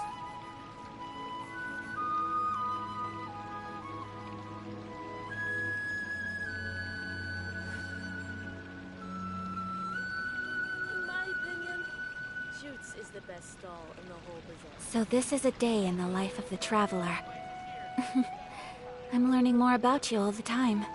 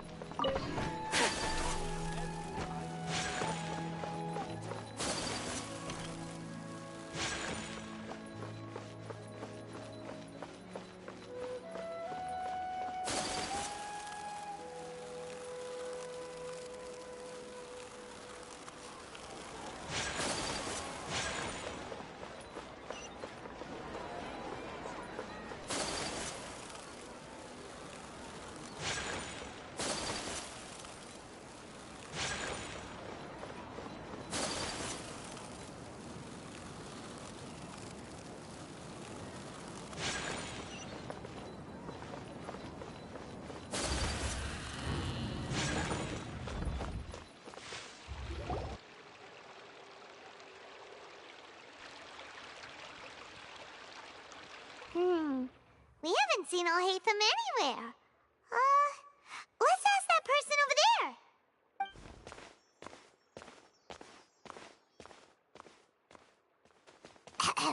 Hey there, have you seen Alhaitham around? Yes, it seems Scribe Alhaitham has gone to the House of Dana. You should be able to find him there.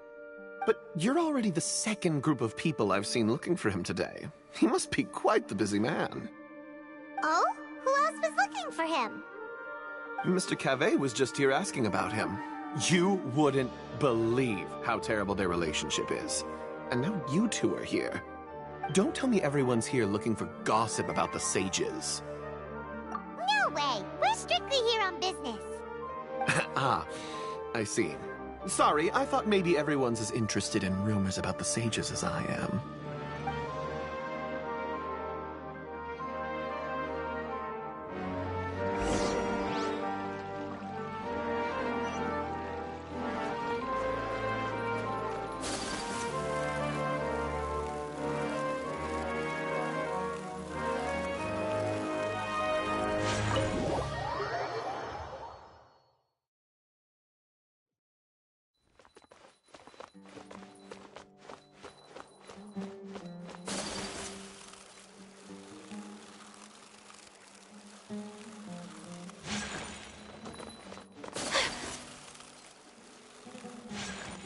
Alhaitham should be around here somewhere, right?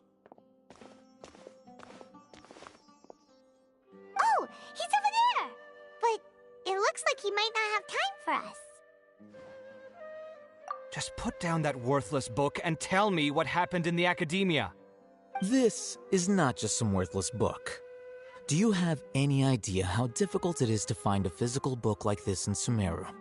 It doesn't matter. It's probably just another thing that you used your authority to get your hands on anyway. Just put it aside.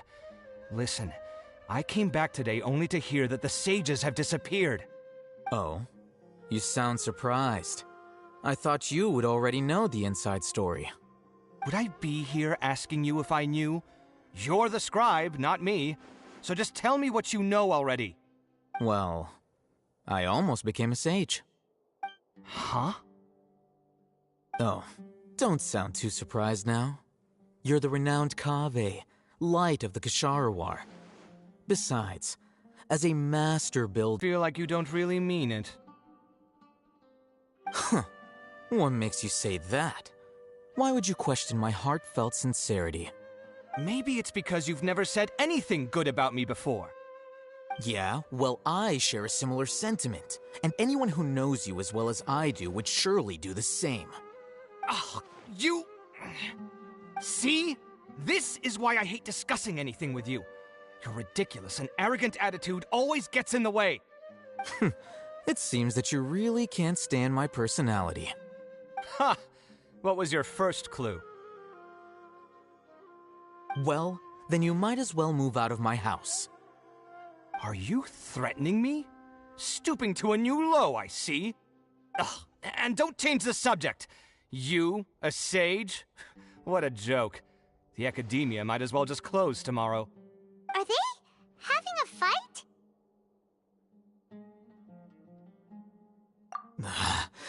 Forget what's going on with the Academia. Haven't you been busy with your construction project? Tell me, when are you going to build yourself a mansion? Don't get me started. I get angry just thinking about it. So, what great building did our master architect work on this time? Like I need to tell you. Keep your nose out of my business. No, I think we deserve to know. Where were you when Sumeru needed you most? I was in the desert for a large project, but considering Haravatat's utter ignorance of architectural and aesthetic matters, you probably wouldn't understand. Which is truly unfortunate. I can only pity the man who doesn't understand the first thing about beauty and romance. Unlike a true... hold on, wait a second. What do you mean by when Sumeru needed me most? Well, while you were out fiddling around in the desert, many people came together to save Sumeru from a crisis. Ha! And you think I'd believe that? Look, all you really need to know is that Azar and all his accomplices have all been overthrown. Huh? What nonsense are you talking about? It's no skin off my nose if you don't believe me. It's not like my Darshan was the one trying to apply for funding from the Grand Sage. Yours, though, on the other hand... You know what? I'll ask around. I'm sure someone knows what's going on here. You're dead if I find out you're lying to me.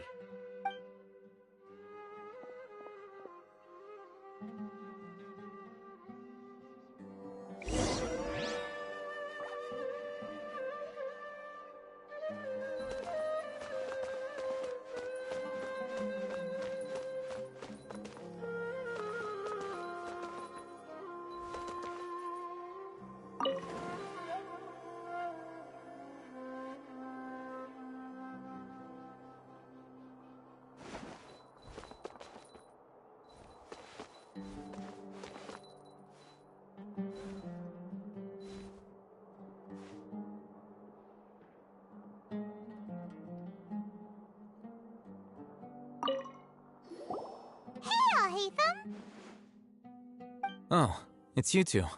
What's the matter? We're running some errands for Nilou. Have you received her letter? Letter? Nilou said she sent out a letter inviting everyone to a celebration feast in 2 days at the Grand Bazaar. We'll also be celebrating Zaino's reinstatement as General Mahamatra. If she addressed the letter to Al-Haytham of the Academia, then the letter should have gone to my office. I've been busy these days, so I haven't had time to check for any new mail at my office. I only now have some free time to attend to personal matters. Have you always been so busy with your work? Of course not. I'm only busy these days because several sages have been dismissed recently and the whole Academia was practically turned upside down. Tighnari told us they all went to train in the Avidia Forest. Apparently they will spend the rest of their lives there. That is already the best possible ending for the likes of them. 4 of the 6 great sages were possessed by their desire for power and attempted to create a new god. In order to pull it off, they even imprisoned the other 2 rational sages. To imagine such things could take place in the academia. I don't know where to begin.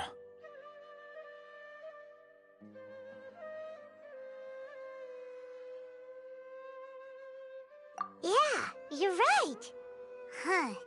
Feels kind of strange to hear them called that after all this time. But then again, the 6 great schools sounded pretty impressive too. Yes, at least that's how they're supposed to sound. It's said that when the Academia was first founded, the Dendro Archon herself established the 6 great schools, each representing one of the 6 different types of wisdom. Numerous Darshans have sprung up and faded. Only the 6 Darshans attaching themselves to the 6 great schools have stood the test of time and obtained permanent seats in the Academia.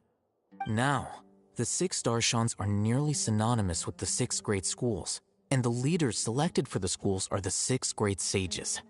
Among the 6 great sages, there is one central leader, the Grand Sage. Unfortunately, only the sages from Vahumana and Amorta remain now. They were imprisoned for opposing Azar and were only rescued after Azar's downfall. So who's managing things in the other 4 schools now? Do they need to find someone new? Yes. Normally, new sages are selected based on a strict set of criteria. Oh, didn't you just say something about becoming a sage? If they pick you, then we'd have a huge connection in Sumeru.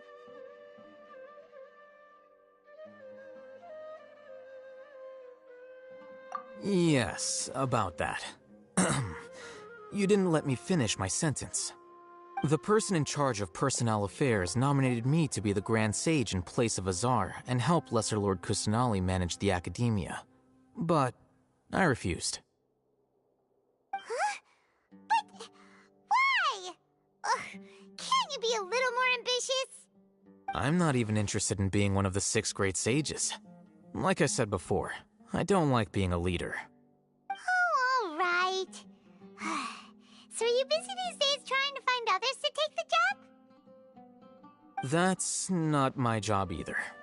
I'm only responsible for handling important affairs within the Academia before the new sages take office.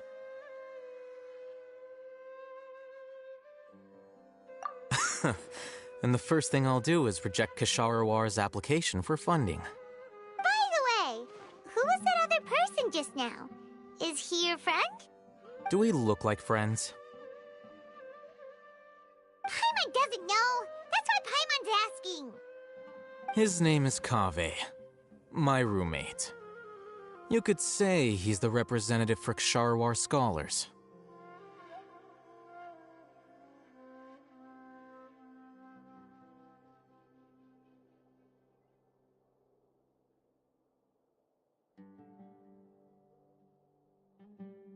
Which is exactly why he always has so many problems. So everything that's happened recently must be a huge change for the people of Sumeru.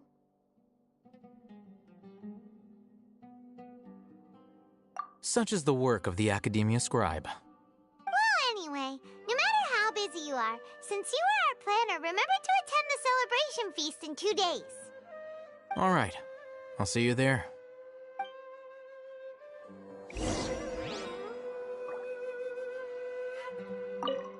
The House of Dana is the last quiet place in the whole Academia now. I was originally planning to stay here a little longer, but there's a chance that Kaveh might show up again. Tuh, what a nuisance. I'd better go somewhere else.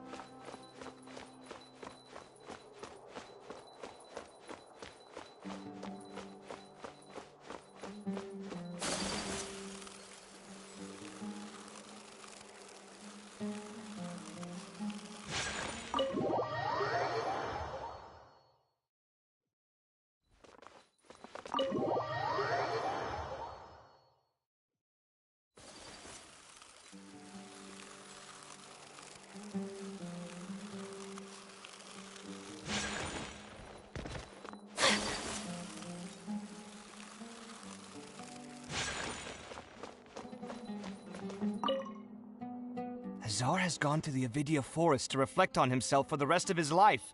And those people say they want you to replace him as the Grand Sage?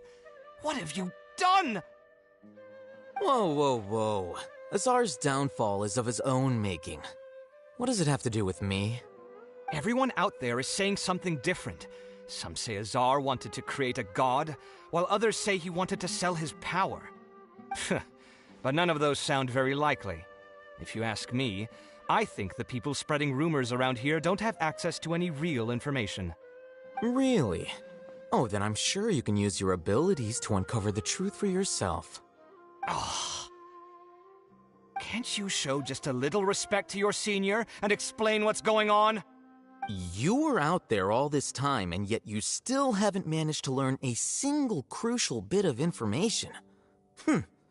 I'm impressed. Fine. Apart from the leaders of Amorta and Vahumana, all the sages have been exposed and removed as Azar's accomplices.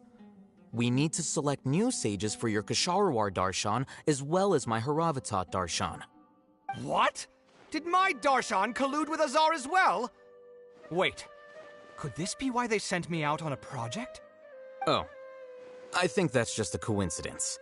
Besides, whatever you were doing won't have any significant impact now or in times to come.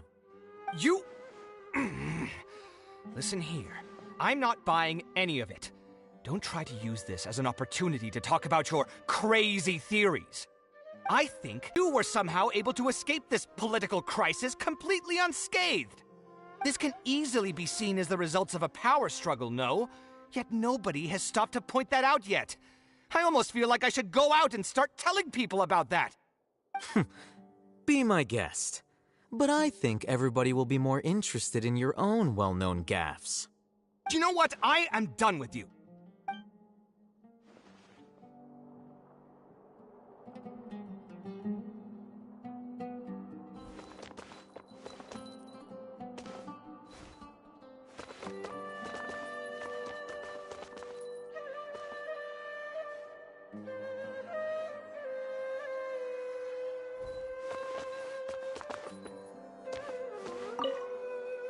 Azar has gone to the Avidia Forest to reflect on himself for the rest of his life.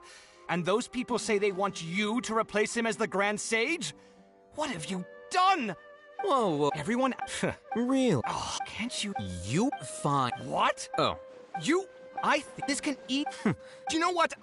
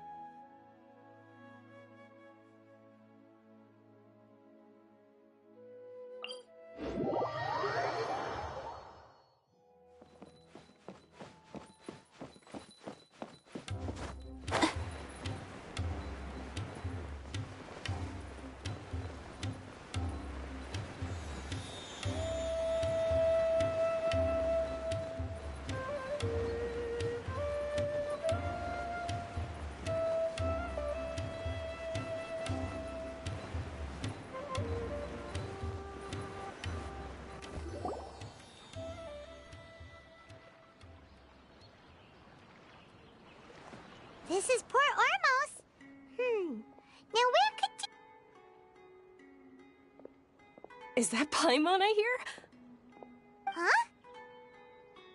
Oh, it's been a while. How are you doing? Dinyarzad! It's been so long since we've seen you! I'm doing well. I can go as far as saying I have never been happier in my entire life. I don't know if you've heard, but Elazar has completely disappeared, and all the patients have recovered. You kidding? Knowing them and the connections they've got, I'm sure they've heard about it. Yeah! That's right. My lady is feeling better now, so I'm accompanying her for a walk. Why do you still call me that, Dia? You've already informed my father of your resignation. I guess I'm just used to calling you my lady. Old habits die hard. Resignation? You mean you're quitting? Yeah, I might start losing my edge if I keep being a bodyguard for the Homayanis. You know that my parents and I are fond of you, and that we appreciate you very much. It wouldn't be a problem if you wish to continue to be our bodyguard. I'm not a woman that's easily persuaded. You should know that by now, my lady. When I took this job, I had already decided that I'd quit as soon as you recovered. It's time for me to get back out there and chase that horizon. So what are you gonna do now if you're not gonna be a bodyguard anymore? I want to take a risky job and put my body to the test again. Huh? But we literally just finished one of the most dangerous jobs ever! Are you getting bored already? I know. If I hadn't joined in that plan with you, I wouldn't have come up with this idea. I guess I still get fired up by that feeling of going all out in a fight. It made me realize that I'm still a mercenary through and through. Life is short, and I'm happy that I got to be a part of that operation. But the whole thing also made me realize that there are still many problems in Sumeru. And as a desert dweller, I'm still not completely ready to settle down on this side of the wall. Well, I remember a friend had someone bring you a message. You mean I'll hate them? I didn't expect him to still remember that. I thought he was joking. We just came from talking with Alhaitham at the Academia. Did he tell you that he suggested that I come work at the Academia? What? I heard that Azar and his cronies fell from power, and Alhaitham told me that now was a good time to find a job in the Academia, but only if I wanted to. Whoa. Paimon can't see you being anything other than a mercenary. Me neither. But I think Dia would look great dressed up as a scholar. Ugh, forget about it. I wouldn't last 10 seconds in there. Alhaitham probably just liked the way I worked and knew I'm good in a fight, so he suggested I find some work in the Academia. But you know, if you take him up on the offer, Sino might actually agree and let you become a Matra. Because you're super amazing! The Matra have all the talent they need as long as they have Sino. I prefer to be free to live however I choose. In fact, I chose this job from the very start because I knew it'd be right up my alley. Even if being a mercenary means facing all kinds of danger. A lion has to return to the wild sooner or later. If anything, being your bodyguard has been unfamiliar territory for me. I don't want to see you go, but I'll respect your decision. I'm glad to hear you say that. Come on, no need for the sad face. It's not like we'll never meet again. Once the whole Dendro Archon thing is settled, everything in Sumeru will take a turn for the better. That makes me happy too. But a peaceful society will probably mean less demand for mercenaries like me. Before long, we'll be a dying breed. So I'd better get to work while I still can. Huh? But wait a second! You make it sound like you're leaving now! Well, no. Not yet, at least. I promised my lady I'd stick around until next week. So, have you been in Port Ormos this entire time?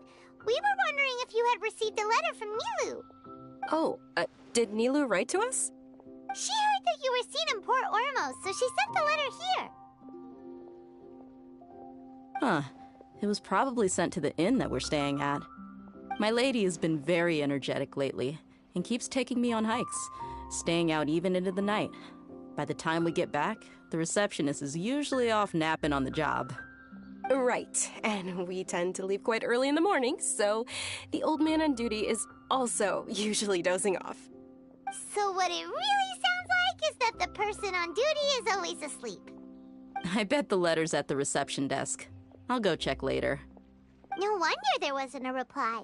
You never received the letter. Good thing Nilou asked us to come and check on that. Sorry to make you two come all the way out here. It must be something important for Nilou to specifically write to us like that. Yes, she said they were preparing a victory feast in the Grand Bazaar, and will also be celebrating Sino's reinstatement as General Mahamatra. She was hoping you could come. Great! I'll be sure to attend. Count me in, too. But is there some sort of dress code or anything for the feast? Can I just show up looking like this? Since it's being organized by Nilou, I don't think she'll be too picky about that. If anything, I think she wants to see us as our most natural selves. All right, then this is how I'll show up. The feast will be held in 2 days, so don't forget. Sure. Thank you so much for letting us know. We'll see you there. Oh, by the way, do you happen to know where Sino and Raman are? The General Mahamatra always comes and goes without a trace. Normally no one knows his whereabouts. Oh. But last time we met, he mentioned that he had something to do in Aru Village. You can try your luck there. As for Raman, your guess is as good as mine. I only remember he said that he had something to discuss with Sino. You can ask Sino when you meet him.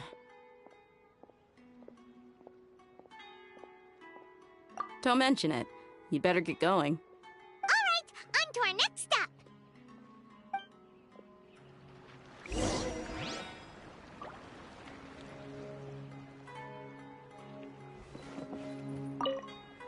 After recovering from Elazar, everything seems so different to me. When I look at the scenery I've visited before, it has a completely different feeling. Yeah, you need to be stronger than an ox to take life by the horns. I think I've heard you say something like that before. But today, I finally understand what you mean. Is there any place you'd like to go? I can accompany you. I've got time. What if I tell you that I want to go to the desert? Fine by me. If we go to the desert, I can introduce you to my friends there. But we should prepare and get everything we need before setting off. Let's go! I'll go pack my luggage now. After we're done with the feast in 2 days, we can go have fun in the desert. You can count me in.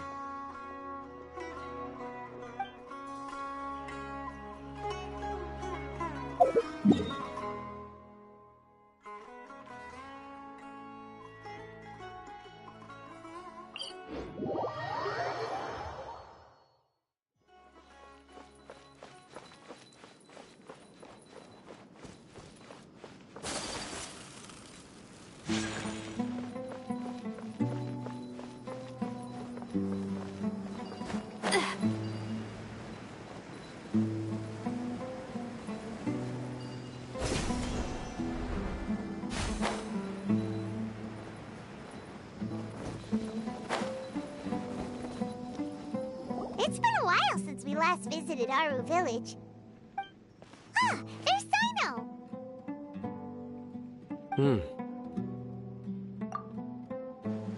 What brings you here? We recovered well, and Tighnari agreed to let us leave, so now we're out and about again. It seems Gandharvaville's medical treatment is still as good as ever. And Tighnari is recovering well, too. That's good to hear. Yeah, you're the one who brought us to him when we lost consciousness, right? Thanks for that. You're welcome. Tighnari has excellent medical skills, and Kale is quite attentive. It was the best place for you. But why are you just standing here like a dead tree? I'm meeting some people. Oh, you mean Candace? I've already talked with Candace and the village chief. They're still at the usual place. You can go there if you'd like to see them. But you know one of the people I'm meeting as well. Oh, by King Deshret's blessing, my friend suddenly appears in the desert. Don't tell me you've run into trouble and need us to help now. Raman! And... Huh? Setaria? Oh, you know me?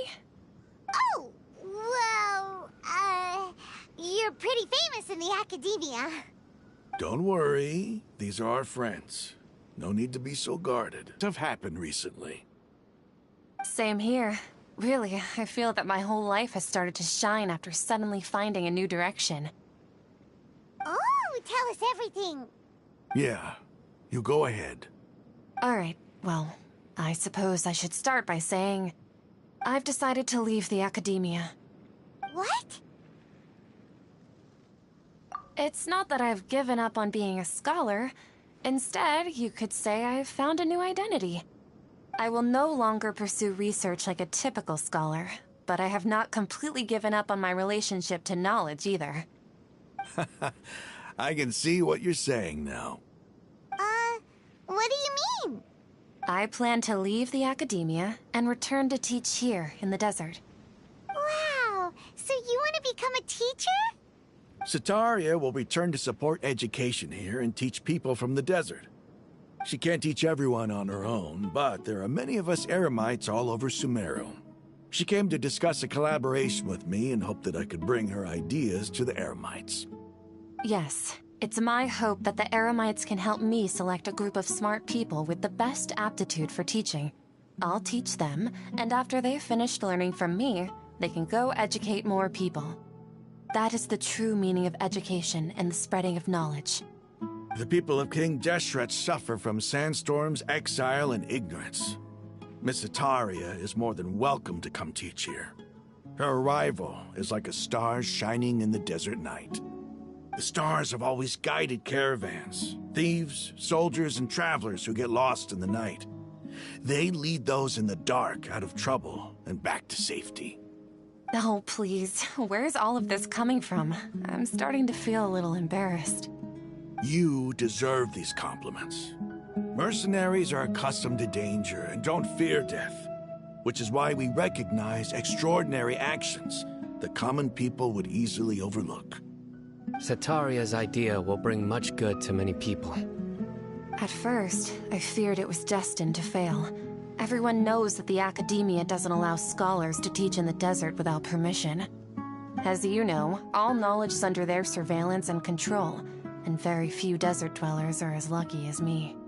But what I heard at that time has been haunting my heart, as if there were lightning bolts constantly bombarding my soul.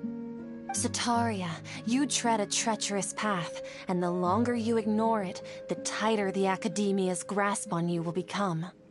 Setaria, why haven't you gone home? Never forget that the desert that belongs to you lies elsewhere. Miss. These words sparked something in me, and I knew that I had to bring something back to my people after going home. I gathered up the courage to approach the Grand Sage, only to find that he was no longer at the academia. Lord Cyno told me that Azar didn't belong there anymore. Azar has received much-needed punishment. Though, if you ask me, it may have been too light. You probably have already heard.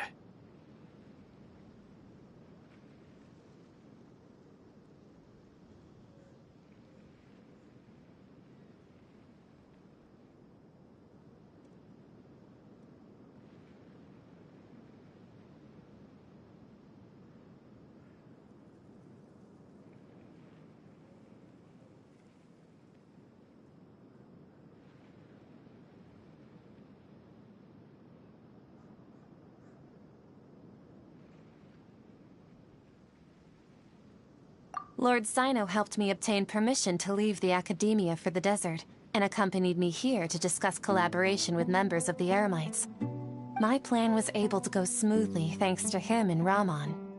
You're all doing so much for the desert. Aside from that, I also have some other business to discuss with Cyno. Lesser Lord Kusanali has allocated many resources to support and develop the desert. I've done some business for her, and part of it required the assistance of the Eremites. I applied for a few batches of educational materials from the academia, and sent them to several groups in the desert, as instructed by Lesser Lord Kusanali. I believe the people will make good use of them. That's exactly what the people here need.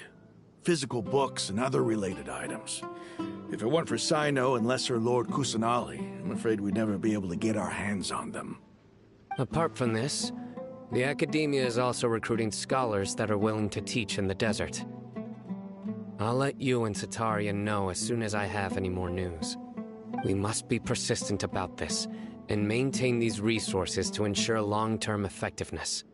This is the first time in hundreds of years we've had a glimmer of hope.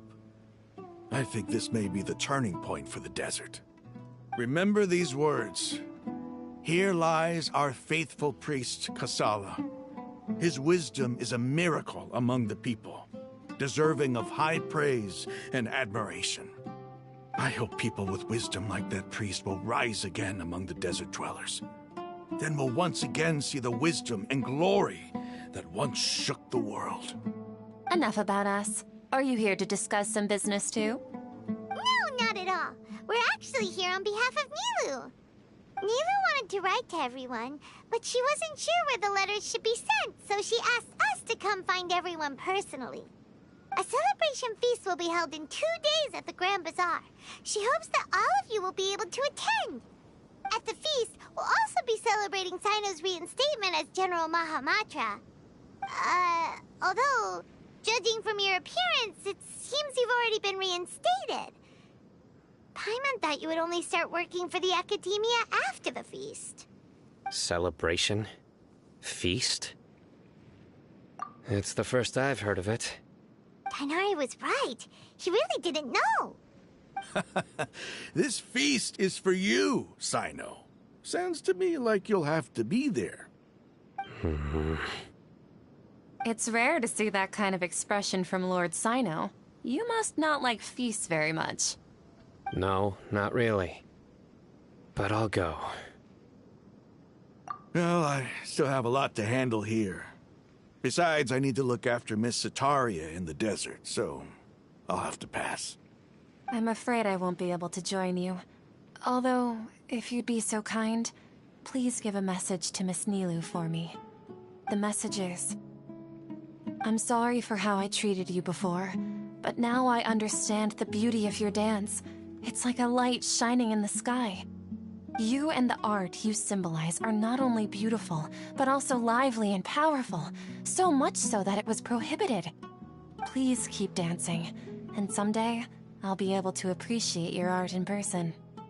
Okay, we've got all that down. Our job here is complete as well. Oh, Cyno, remember, party's in 2 days. Make sure you're there. Got it.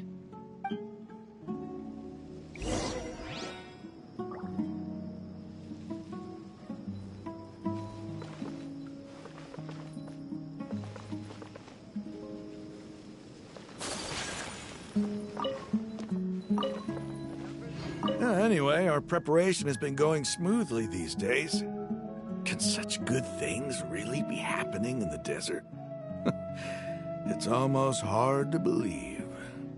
Yes, even if you can't bring yourself to believe it, you should at least believe in those of us who are working hard to make it a reality. Indeed. Take it one step at a time. There is still a long journey before you. What heartwarming words.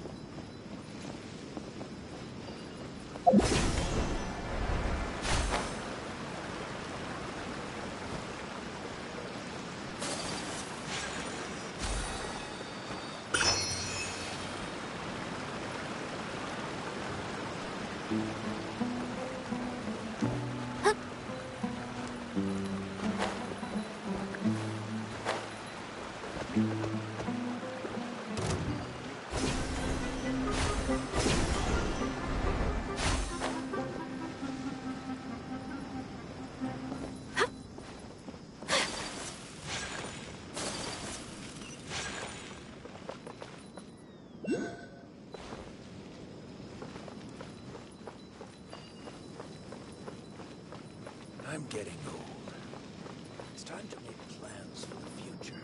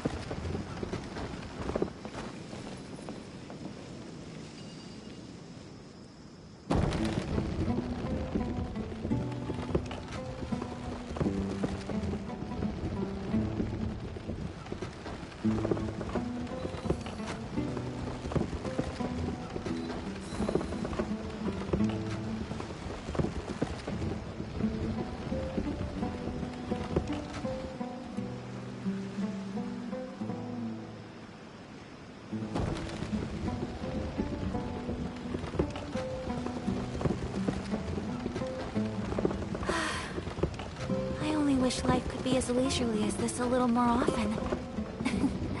How greedy of me.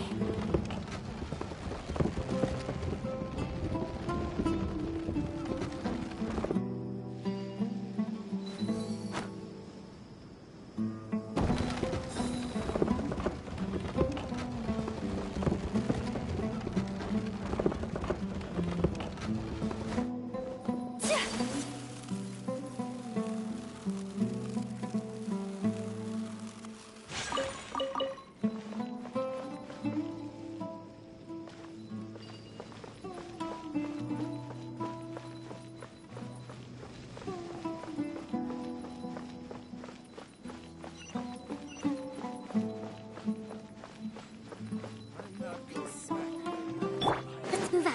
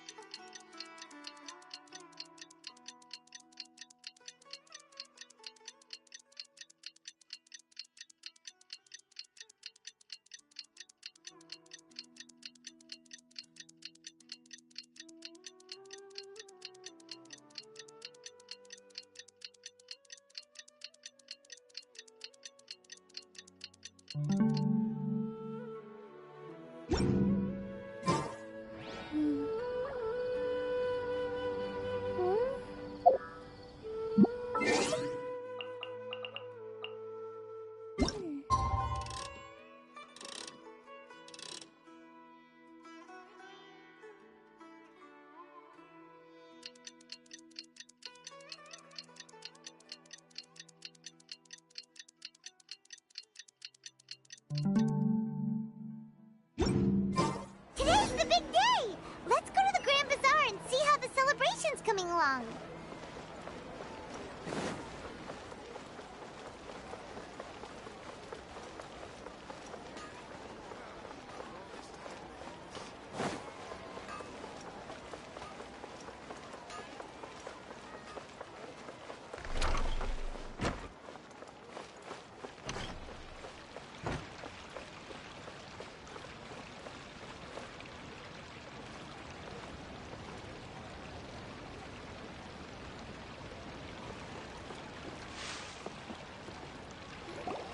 Everybody's already here.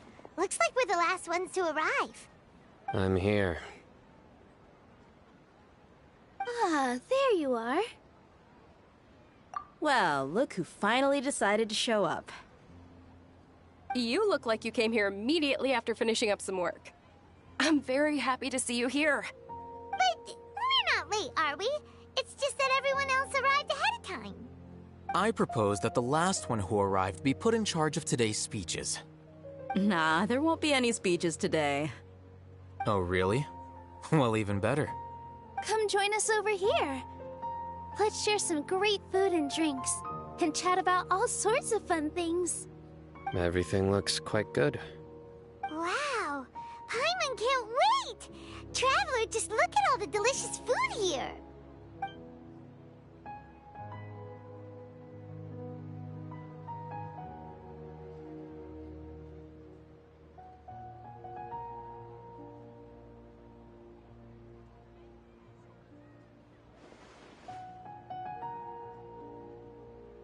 Whoa! It's so delicious! Oh, this grilled meat tastes amazing! The food was specially prepared for you by everyone in the Grand Bazaar. And we have gifts that were sent by the residents of Sumeru City when they heard we were holding a feast. Everyone that came said that you saved Sumeru, and one in this. Being a bodyguard is also a hero's job. You've always been amazing, Dia.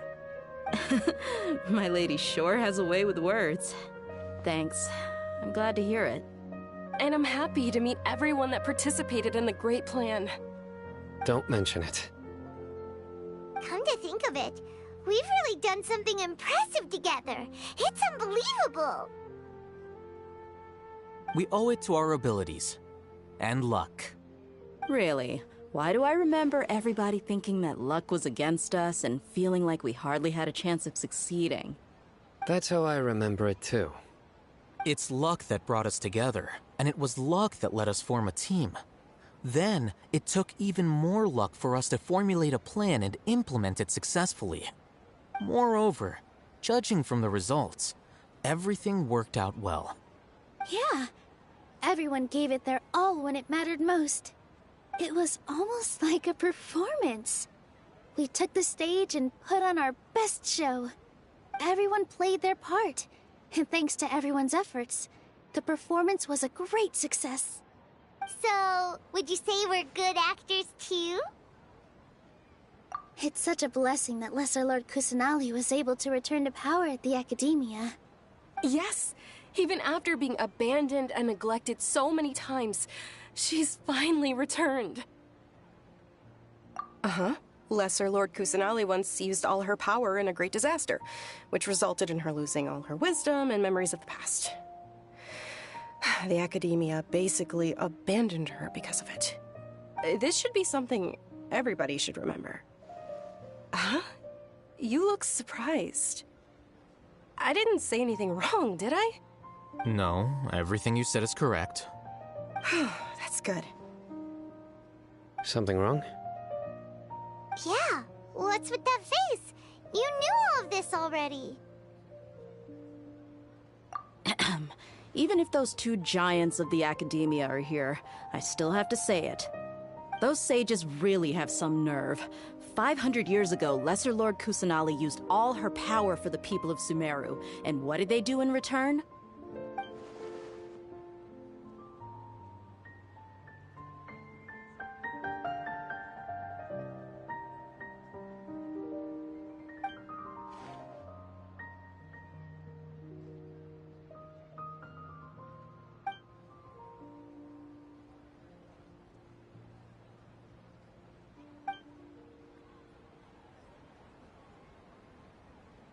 If you bite the hand that feeds you, don't act surprised when it turns into a knuckle sandwich, right, Sino? Perhaps I shouldn't say this, but their treatment of Lesser Lord Kusanali calls for a more severe punishment. You could simply tell Lesser Lord Kusanali that you wish to have Azar and his accomplices severely punished. I respect our deity's decision, and won't interfere in any way. While we're on this topic, why didn't you accept the Academia's invitation to become the Grand Sage? Are you trying to say that I'm fit to be a sage? Not at all. But every person handling the selection process has said that you are the most suitable candidate to lead the Academia right now. Why? Because he dethroned Azar from power? Could you try to put it another way? This is a good thing, yet you're making it sound like I overthrew Azar for my own personal gain. But seriously, though, I always wondered if you had some personal motives behind it. I did have my own motive, but it had nothing to do with being a sage. If the rules of our nation were suddenly cast by the wayside, then it wouldn't be long until chaos ensued. I had no intention of letting their dreams disrupt my life. By that, you mean your life working as the Academia's scribe? Precisely. Wait, is that all? So, that's the only reason why you joined us and came up with all those plans? It's reason enough. You've certainly got quite the personality. You flatter me. All right then. How about you? You've already resumed work as the General Mahamatra, right? That's right. Will you be happy with that life? It's not about being happy. There are merely a lot of things that I must do. Even so, keep your spirits up and try to be happy, okay? And try to smile more every day, just like I'm doing now. Thank you. I'll keep that in mind.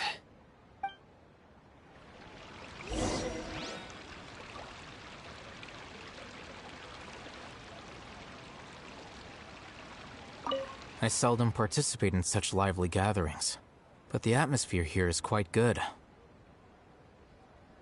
No.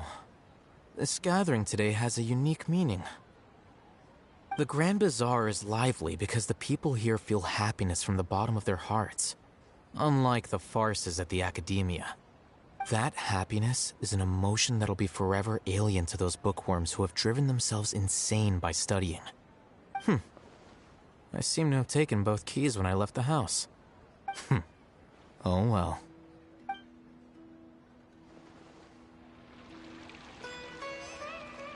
I seldom participate in such lively No. The Grand Bazaar is lively because the people here feel happiness from the bottom. That happiness is an emotion that'll be forever alien to I seem to have taken both keys when I left the house. Oh well.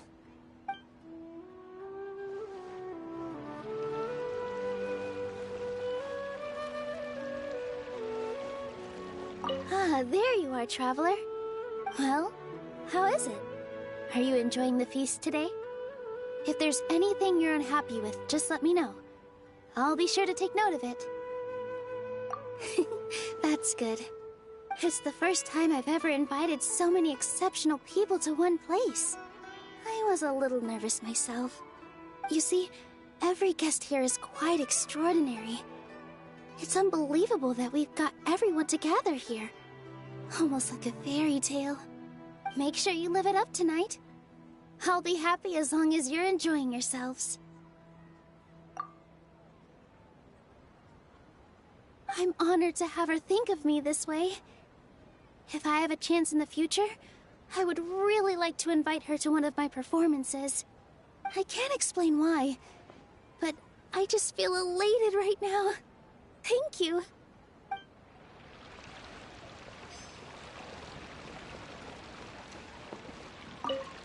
My lady, the grilled meat over there is delicious. Have you tried it? Yes, I also tried some fruit just now. Oh, they're very sweet. What an amazing place to relax. No wonder everybody likes to rest at the Grand Bazaar. You said it. Oh, look who else is here. Hello! Oh, I'm so happy Nilou invited everybody. Oh, now I have the chance to meet all the heroes. Hey, less of that polite chit-chat and more eating and drinking. The feast is about having fun, not stuffy formalities.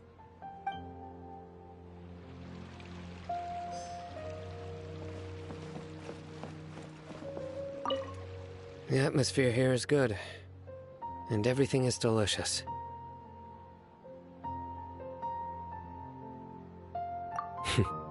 Yeah. I don't often come to such places, but it feels quite good. I have a lot to handle these days. Otherwise, I could show you around. This feast is pretty good. I like it.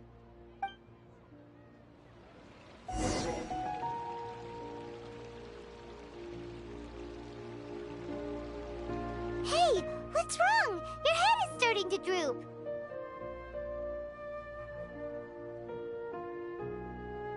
Hey, you can't just fall asleep here. Paimon will go find something delicious for you to eat. You'll wake up once you've put something yummy in your tummy. Of course, just wait here for Paimon.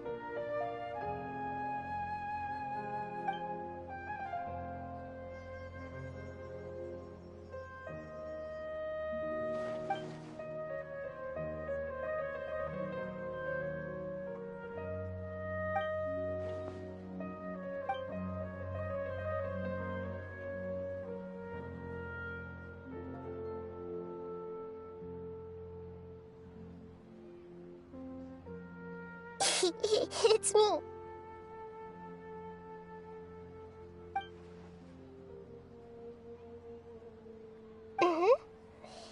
You may blame me for being a bit too self-indulgent.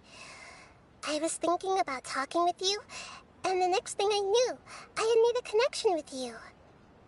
The connection between us is amazing.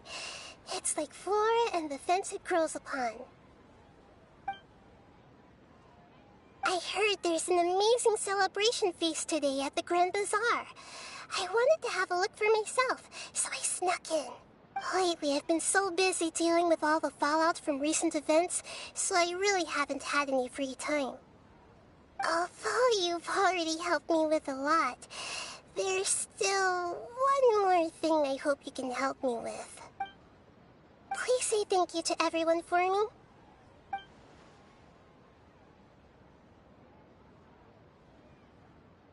Oh, is it not convenient for you to do that for me? But if I just show up all of a sudden, people will become all quiet and stiff, won't they? What if I end up scaring them and ruining this wonderful feast? That'd be the last thing I want.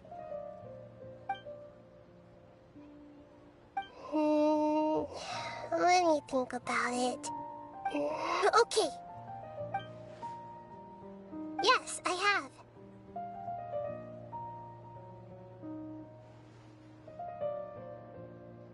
You said I should go thank everyone as myself, right? So... I've decided to borrow your body for the time being. Please don't blame me. The flora also climbs up to the fence to get closer to the sky.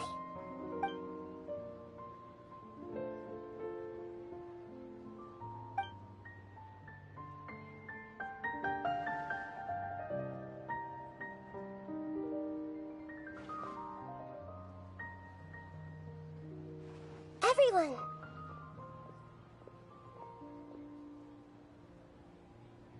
Are you awake now? Paimon was just about to bring you the food. It's me. Huh? That voice. Nahida? Hold up, what's going on? I didn't expect to have a conversation with the consciousness of Lesser Lord Kusanali in the Grand Bazaar. Interesting. Is this also a part of the feast? No, of course not. Are you... Lesser Lord Kusanali? Hello, Nilou. You know who I am? Yes, I already know every one of you. Nilou, Alhaitham, Cyno, Dia, Paimon, and Dunyarzad.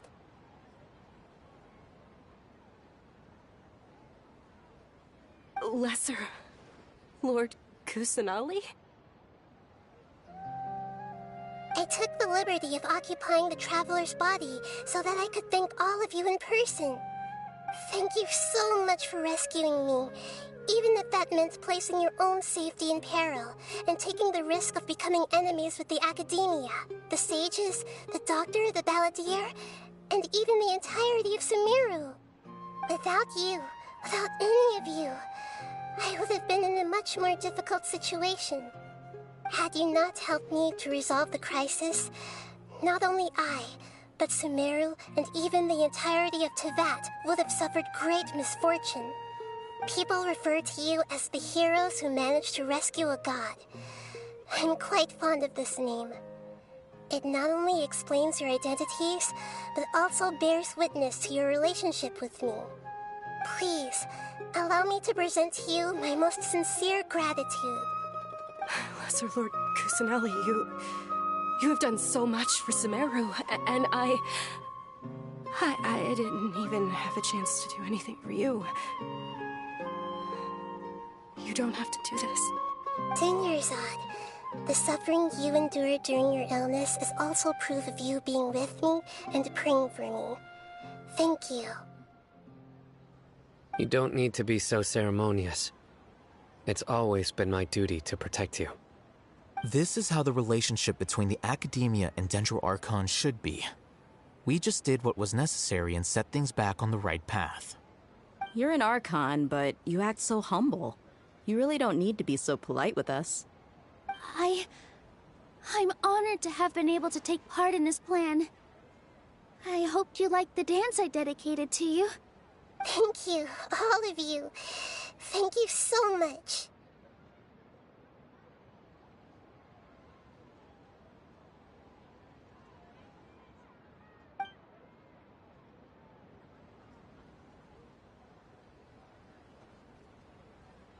Yeah.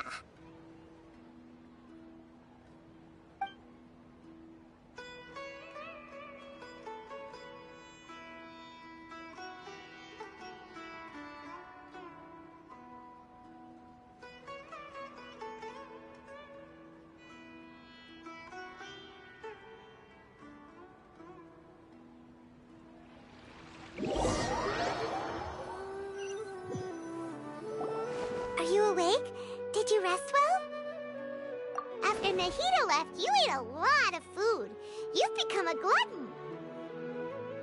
That just means you still have a lot to learn from Master Paimon, the Sage of Gluttony.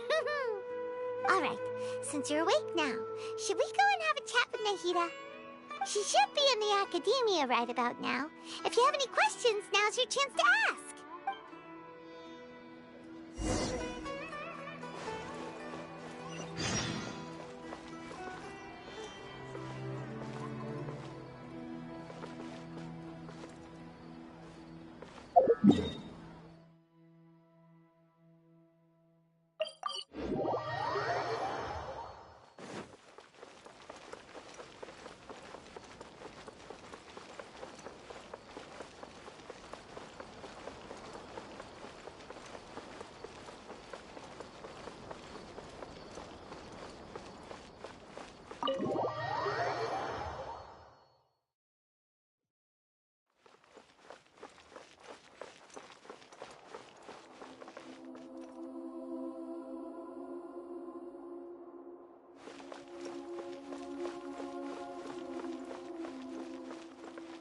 Nahida! Hello, Traveler and Paimon. What a fantastic night. I'm still immersed in all the happiness and joy, like a candle floating on water. So are we, and that's why we're here to talk with you. Is there anything you want to know?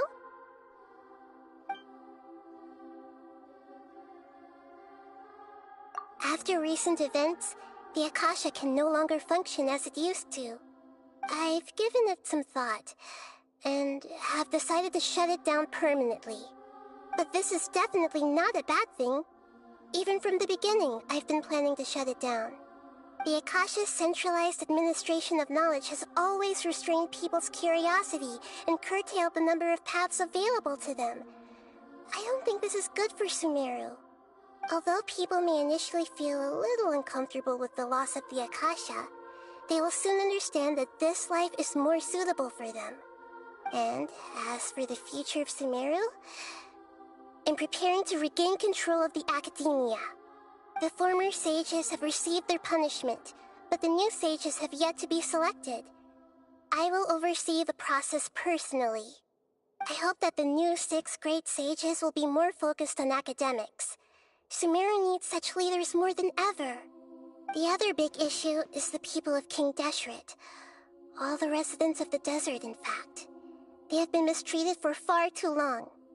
I've already taken some measures to address this. It will take some time to rebuild everything, but no matter if it's culture, friendship, or trust, we will rebuild it.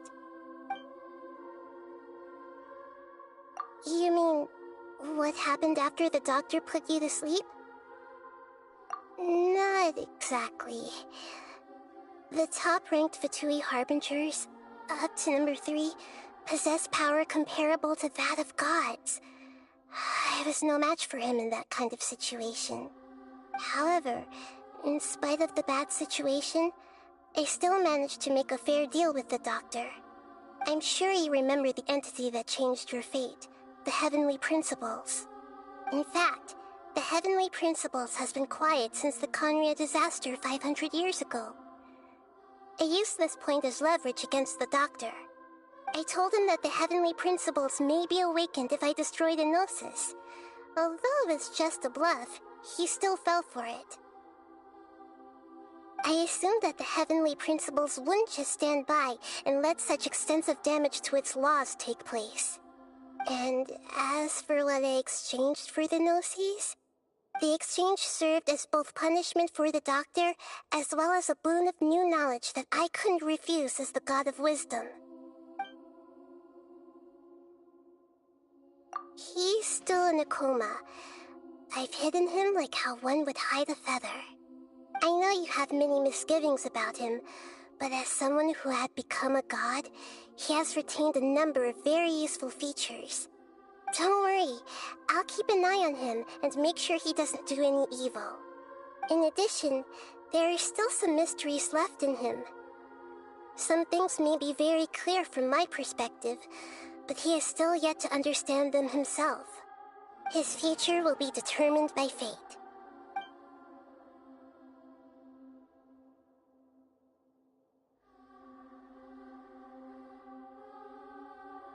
Is that where you're headed next? Fontaine, the Nation of Justice? As far as I know, that nation operates on a judicial system. Does their Archon personally judge people? No, there's a Chief Justice in Fontaine. Generally speaking, the Hydra Archon, Focalor, won't preside over individual trials. However, even then, Focalor will still make herself present at just about every trial. It seems that she just likes to immerse herself in that sort of atmosphere. As Archon, she still reserves the right to influence the final verdict. Anyway, let's just say she's got, a very unique personality.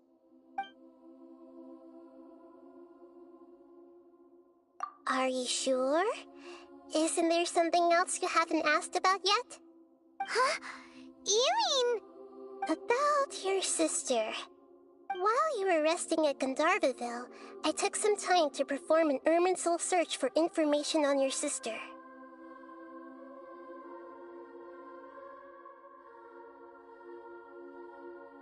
Yeah! Isn't Irminsul a repository for all the information and memories of Teyvat? So there shouldn't be anything on him or his sister. This is true in your case. Irminsul indeed does not have any information on you. However, there must be something different about your sister. Because, as it turns out, the world has recorded information on her after all. What? There is only one possible explanation. She belongs to this world.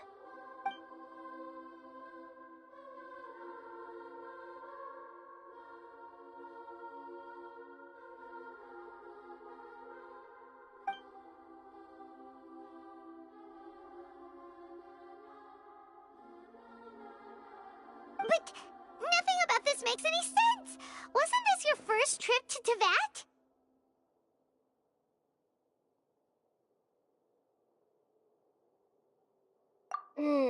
According to the records I was able to access, your sibling suddenly appeared in Khaenri'ah. After the Khaenri'ah disaster, she began her journey through the 7 nations of Teyvat. But just as her journey was about to reach its conclusion, the Irminsul records on her suddenly become fuzzy. What do you mean, fuzzy? Did something happen to her? All I know for sure is that somebody, for reasons only they can know, is deliberately obfuscating her fate. And whoever it is, if they can do that, who knows what else they're capable of. But even that wouldn't explain how she somehow comes from this world. Something else I noticed was that according to these records, the Fatui have not classified your sibling as one of the Descenders. What's a Descender? Paimon's never heard of it. Look, I'm sure you must be curious about the information I received from the Fatui in return for my gnosis, right? A very important part of the intel was about this world's Descenders. External beings, ones that don't belong to this world. Traveler, you are Teyvat's 4th Descender. Huh? So the Fatui count 3 other Descenders before the Traveler, and his sister isn't even one of them? That's right. My current hypothesis is that the first Descender was likely what we now call the Heavenly Principles. As for the other Descenders, I still need to verify their existence. It could take me some time. Paimon's head's about to burst from all this crazy new information. And yet, even knowing all this, I'm sure you must still have a lot of unanswered questions. I must say, I truly regret that I can't help you more as the God of Wisdom. There are many questions in my heart as well. I will need some time to go through each one of them. And soon, you'll also begin your journey anew and depart from Sumeru. I'm very interested in your future. It's a journey that can't be observed or recorded by this world. If fate is the ultimate knowledge, then your future will be the ultimate fate. Paimon's sure glad we got to meet you, Nahida. The pleasure is all mine. I can't thank you enough. Alright, that's enough talk for today. If you ever miss me, just close your eyes, and maybe I'll appear in your dreams.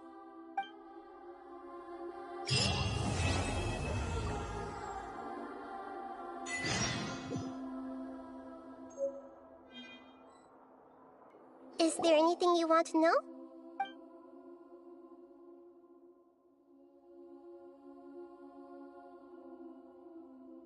He's still in a coma.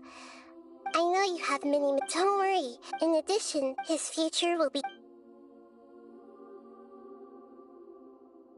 And soon, you'll also begin your... I'm very interested if fate is the ultimate... I'm unsure, but the pleasure is... Alright, that's enough.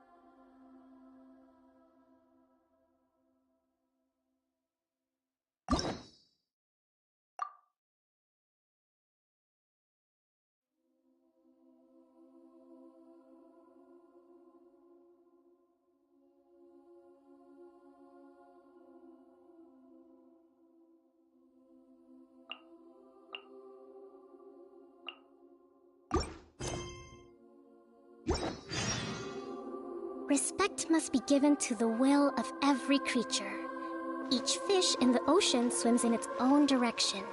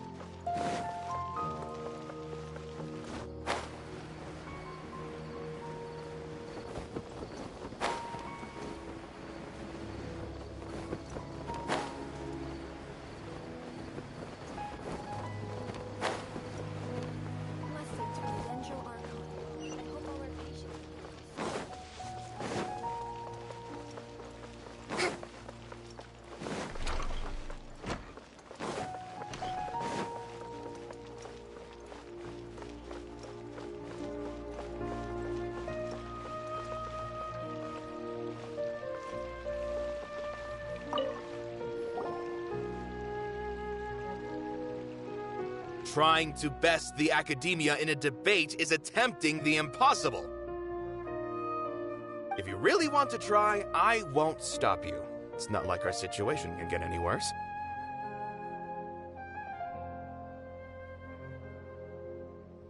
I don't think it's entirely hopeless. To Sharif, Nilou's approach will come off as naive, but that kind of frankness is exactly what they lack the most. Things might turn out differently from what you expect. I am in favor of such a romantic feat. No playwright will turn down a compelling underdog story. Sure, in fiction, but I'm not sure how well that will translate to reality. I'm not saying that I don't support you, Nilou. If you need my help, just say the word. Anything is better than just standing aside and watching the theater get demolished. I'm also pitching in. Let's show the Academia that we have some fight in us. Thank you, everyone. I feel a lot less nervous with your support. Not to rain on your parade, but my father is a real hard guy to deal with. He's erudite, meticulous, demanding, and exceedingly familiar with rigorous logic.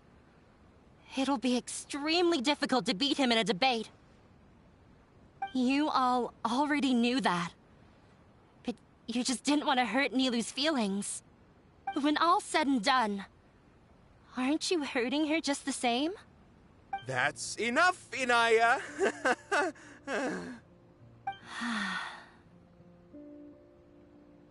Sorry, I ruined the mood. I just can't force myself to expect a positive outcome. Nilou shouldn't have to push herself for the sake of an impossible goal. Yeah, it's way too early to give up. You're right, Inaya. We're up against the Academia. Everyone knows that they're very powerful. Being skeptical might actually be the more normal response. But I still want to try. I'm reluctant to just let Zubair Theater go. And it's not just me.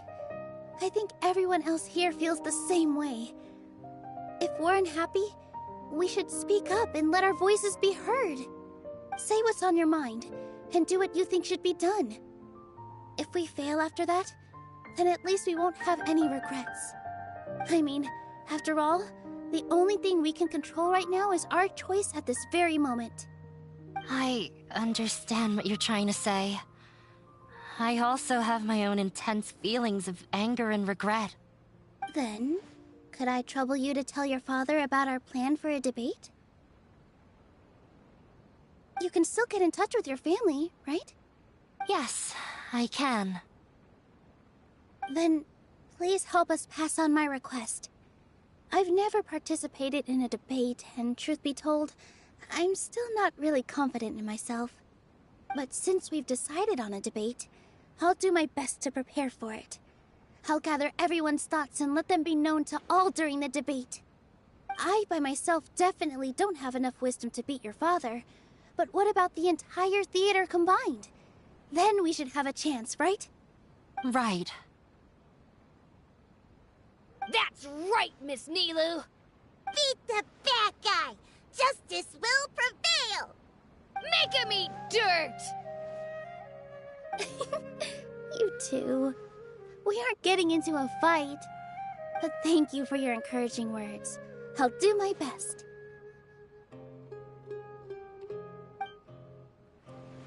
Well said back there, Nilou. I felt that I might have said a bit too much. Anyway, we better start preparing now. First, let's see what everyone thinks about the situation. All right, time to pull everyone's thoughts. When the day comes, I'll get my friends and the theater's customers to come and support Nilou. If anything goes wrong, I'll have them scream and shout and drown out whatever Sharif says. I can't do that? Fine, I'll think of something else.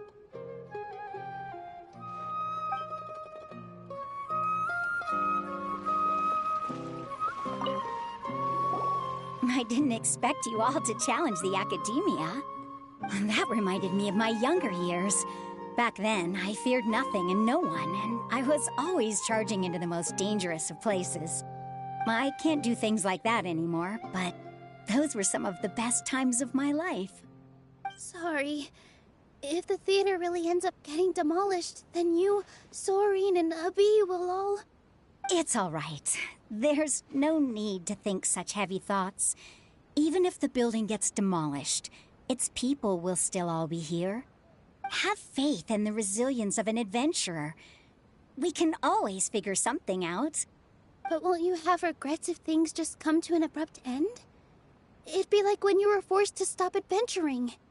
Ah, so that's what you were worrying about. Relax. I've had a lot of experience with regret. Things are painful at first, but as they say, time heals all wounds. Look at us now. Soren and Abi are happy. And Soren has also just passed his theater exam. He can start acting soon.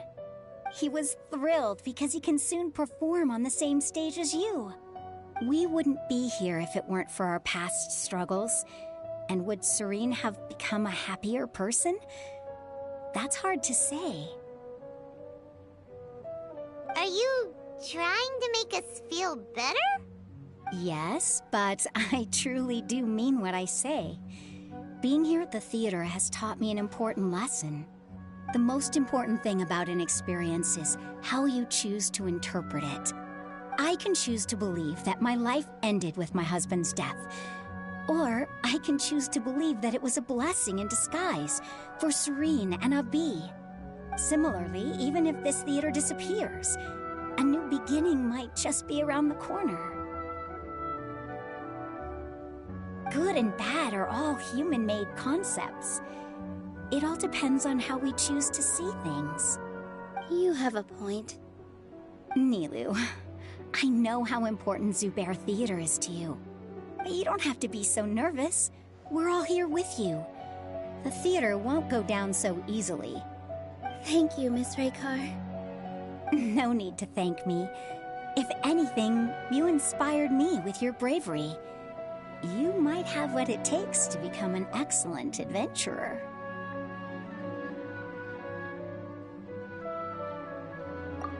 You're too kind. All right, I gotta cheer up. I can't waste everyone's words of encouragement. I feel a lot better. Good. My children and I will be cheering you on at the debate.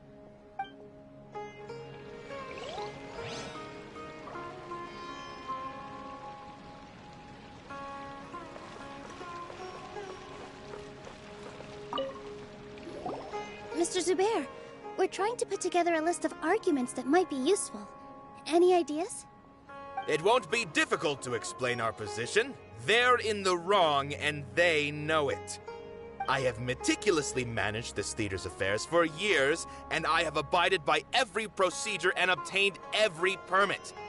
I did all of that to protect ourselves if something like this were to occur. I didn't expect them to disregard the rules altogether.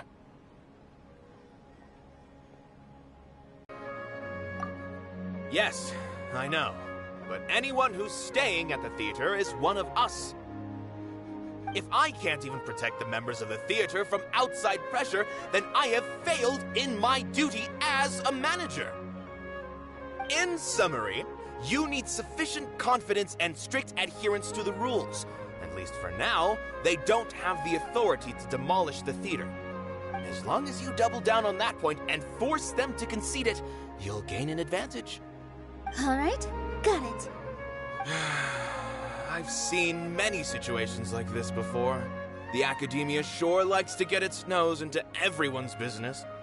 While you prepare for the debate, I will also prepare the theater for the potential aftermath. It's best to prepare for the worst outcome.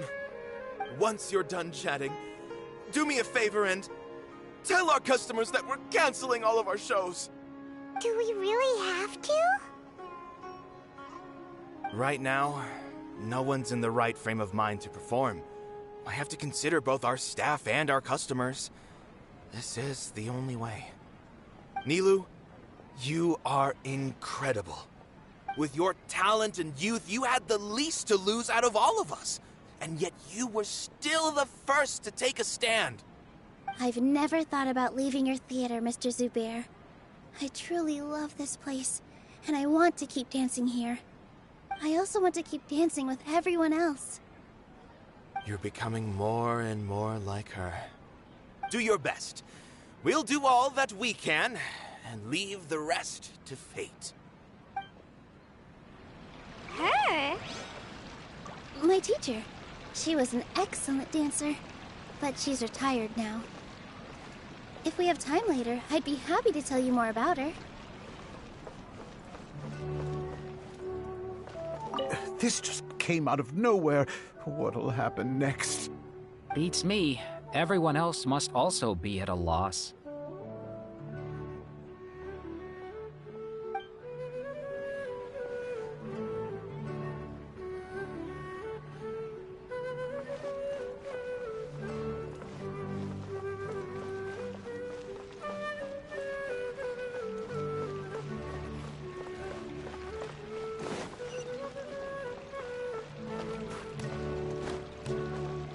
No one is allowed to bully Miss Nilou. Watch out, Mr. Bad Guy! Pow! Bam!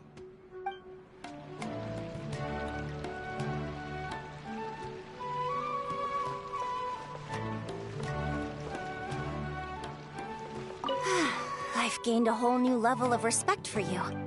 Inaya was right. It's true that I couldn't bear to bring down Nilou. It wasn't out of pity or anything, though. I just felt like I didn't have the right to say anything. After all, Nilou was the one who bravely stepped up and proposed to fight back. I didn't have that kind of courage or initiative. I'd be a terrible person if I spoke badly of Nilou without doing anything to help. She knows better than any of us how difficult this path will be.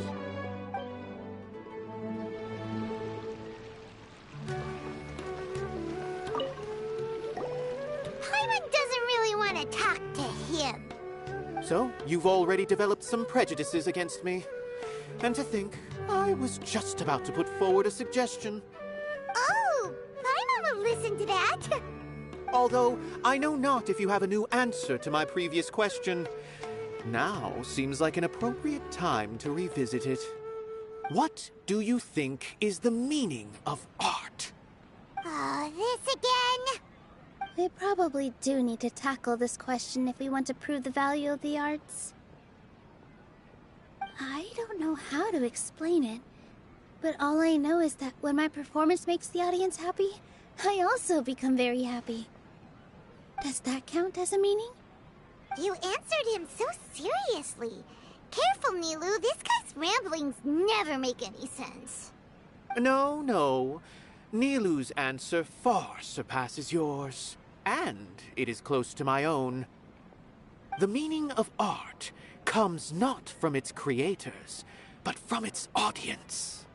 In other words, only art that can be appreciated by others will impart its essence and value upon the minds of its audience. This is something that the Academia can never understand.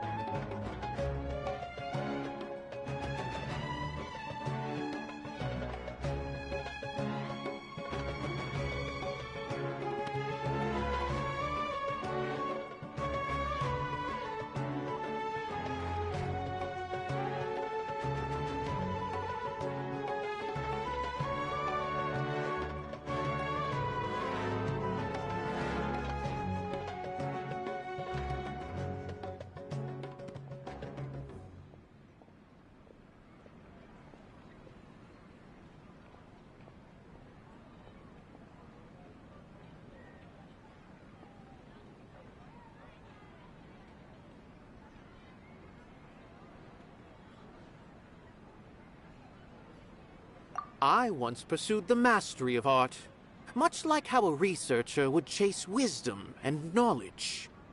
However, the more of a connoisseur I became, the less I felt I understood. I began to question what it truly meant for art to be understood at all. I found that I could comprehend even the most complex and sophisticated of works, and yet somehow that provided me with little solace. I remained even perplexed about this conundrum until I visited this theater and watched one of Nilou's performances. It was that life-changing? Everyone here had a joyous part in the overall experience. The actors upon the stage basked in the love of their audience, while those in the house immersed themselves in the wondrous ambiance. In all honesty, from a purely critical point of view, the performances here are exceedingly average. Hey, don't say something like that.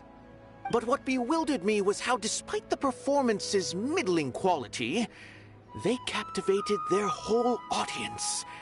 They captivated even me. I realized then that I had walked the wrong road. The mastery of art was never what I truly wanted.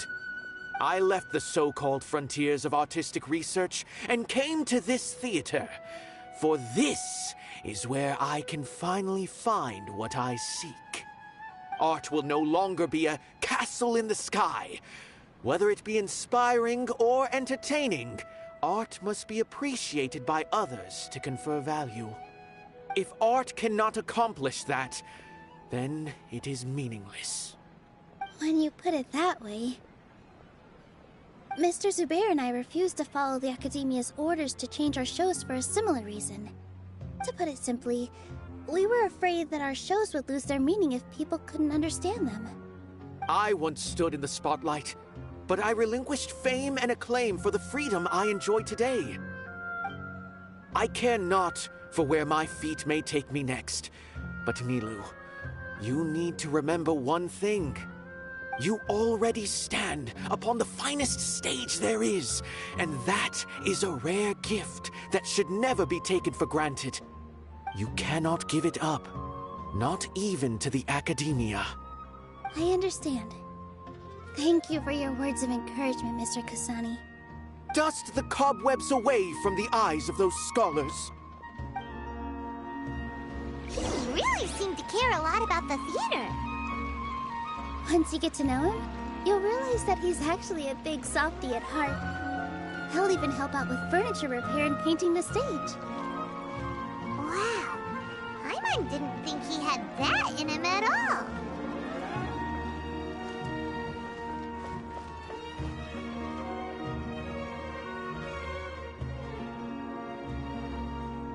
You're here.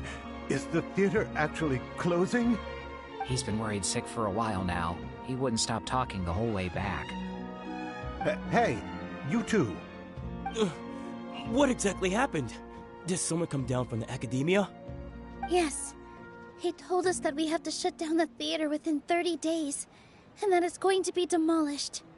What the heck? That came with no warning. They're messing with us again. Don't tell me you'll have to listen to him. Come on. You know the answer to that. Yeah, it is a direct order from the Academia. There's no need to worry, though. I'm preparing for a public debate with the Academia. If I win, we might be able to overturn things and change their minds. Really? That's terrific. You have my full support, no doubt about that. Mine too. So what was their excuse anyway? They still not a fan of the theater's programs? Yeah, something like that. Good thing they have the power to make rash decisions about things they don't even understand, huh? Yeah, they need to touch more grass, not books. Exactly. They want to look down on us? Ha! We'll look down on them first. Don't worry. Everyone here has your back. The Academia's recklessness won't get them any praise. Right. They might think that some forms of knowledge are more valuable than others, but everyone can equally appreciate art. If they don't believe that, send them my way. I got them beat on this subject.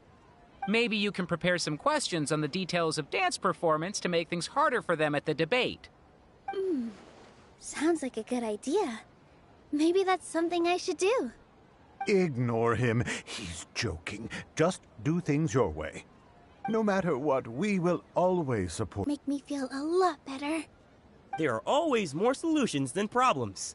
If you need help during the debate, just shout and the entire Grand Bazaar will be at your beck and call. Huh. Gotta show them who has the people's support.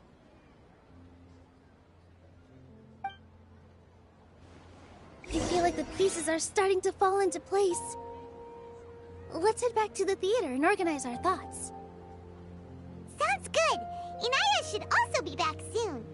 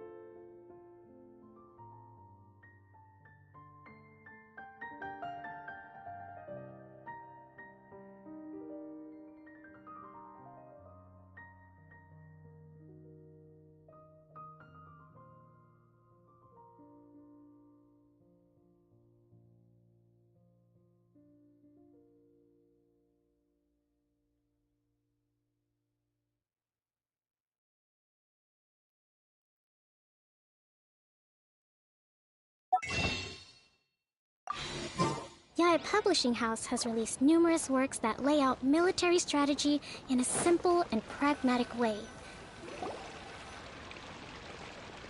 Abi? Have you seen Miss Inaya? No, Miss Nilou. Miss Inaya isn't back yet.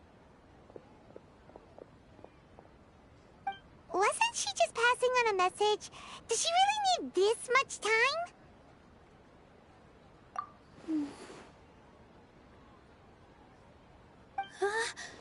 Oh no. Traveler, Paimon, I think I've messed up big time. What if Inaya never planned to come back? What?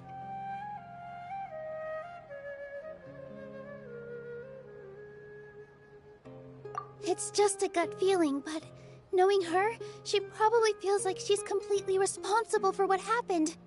She probably thinks that all of this happened because she was staying here. Oh, right. As soon as her father showed up, she said that her father was targeting her. So she's felt like that this whole time. She has a long-standing conflict with her father. That's why she ran away from home. She doesn't think that we can win the debate, and she doesn't want to implicate us, so she thought leaving was the best thing to do.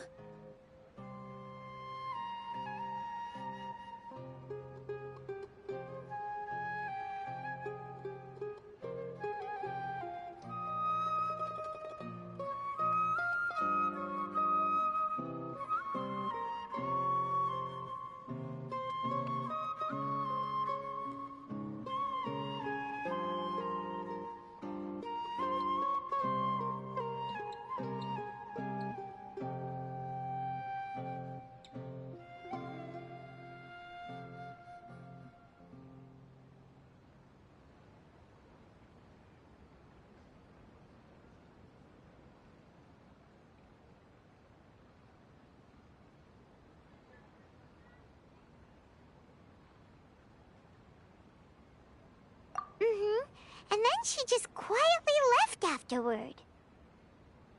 Exactly. She's being too pessimistic. How will you know if you don't try? Anyway, first things first. We have to get her back. But where should we start? Sumeru is huge! I think I might know. Let's start by looking outside the city. Before I brought her to Zubair Theater, she was staying at a remote campsite. She got a fever from drinking unclean water, so I carried her back. If she has nowhere else to go after leaving the theater, she might go back and strike out on her own again. Then let's go take a look. Yes, let's hurry.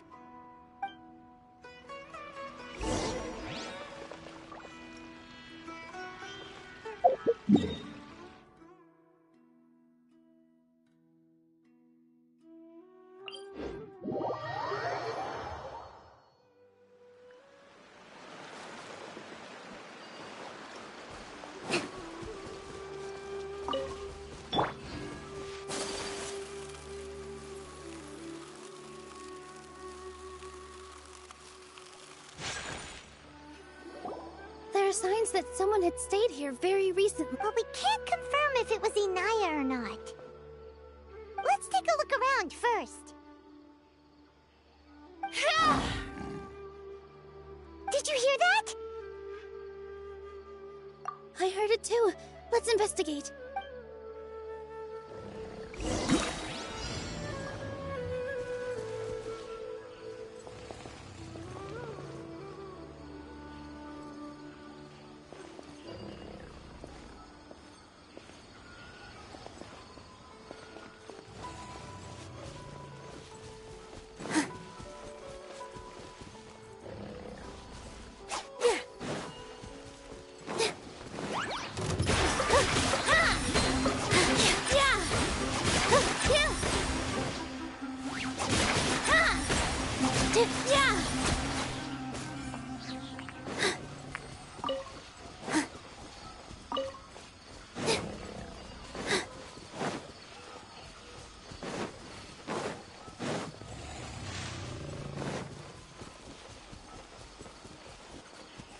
Sounds like we're getting closer. The voice is coming from over there. Yes, we're almost there.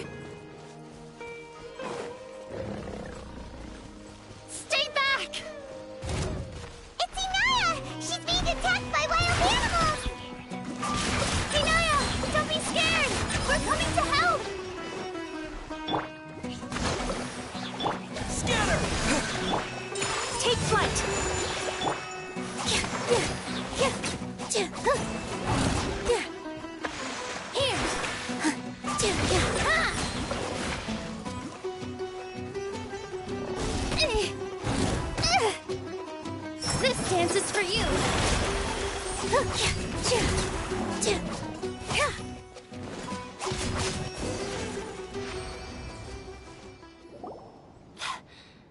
Thank you. There weren't so many big animals in this area before. They chased after me for a long time. Sorry. I'm causing trouble for you again. Why did you leave by yourself? You really don't think we have a chance at winning the debate? No. I just thought it would take too much effort. Everything happened because of me. If I'm gone, then the situation will resolve itself. Yeah! Everyone's working together towards a happier ending. No one should be singled out for blame. It's all right if it's me. As long as the theater won't get demolished. You guys are the kindest people I've ever met. You shouldn't suffer so much because of me. Listen to me, Inaya.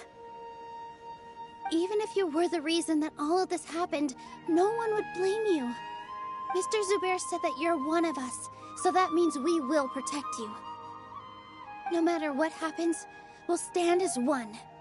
Nilou, there will always be a victim. Whether it's me or the theater. You can't eat your cake and have it too. You can't win a debate against the academia.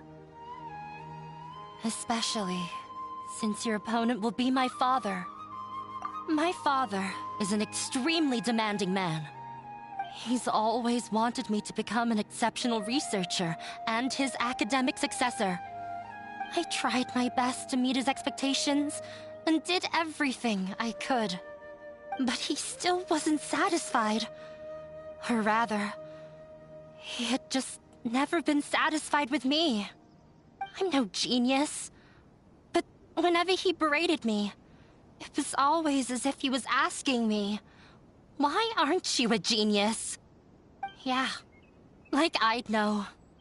So that's why you ran away from home? At first, I thought the father would slowly come to terms with reality.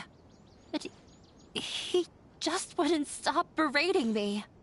For one exam, I earned the 3rd highest score. I thought that all my hard work had finally paid off, and that I could finally make Father feel some modicum of joy. I even used the embroidery skills I learned at school to make a commemorative gift for him. I thought, even this daughter can make her father happy sometimes. Right? I see. When we were embroidering your gift before, I didn't feel like you were new at it. Yeah. Sorry for not bringing it up. These are not pleasant memories for me. I was tired of him yelling at me every day. All I wanted was to see him smile at me. But he was more angry than ever before once I'd given him my embroidery and told him my score. Reflect on why you weren't first. I forgot how long I'd cried for. I only remember my parents arguing. My mother also thought he went overboard. They argued for such a long time. My father eventually stormed out and slammed the door behind him. I didn't get a single sentence of apology or any words of comfort. I've completely given up. We're destined to never understand each other. How horrible! I don't think you can beat him in a debate. Because he doesn't even understand what kind of place a theater is. He can never understand the relationship performers have with their audience. His life is devoid of camaraderie or friendship. He just wants everything to happen according to his wishes, as if the world revolves around him. What we cherish, our little place in this world, means nothing to him. It sounds like your past has had a huge impact on you. I understand now, Inaya. But when we were preparing for the debate, I heard something quite wise. Maybe it'll help you.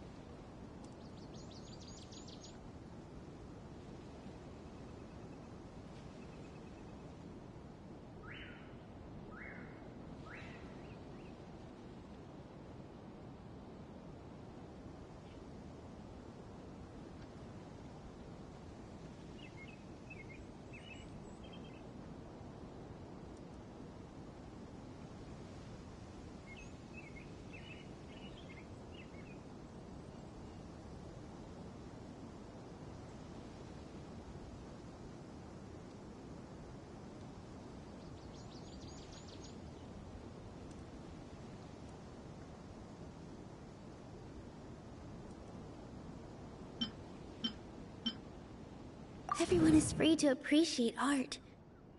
No form of art is inherently superior.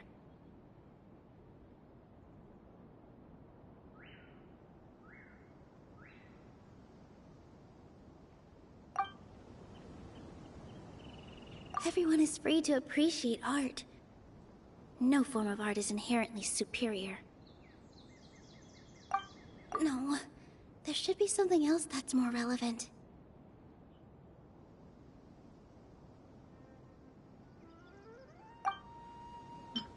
Mr. Zubair has been meticulously managing the theater. Everything checks out. Art must first be appreciated by others to confer value. The most important thing about an experience is how you choose to interpret it.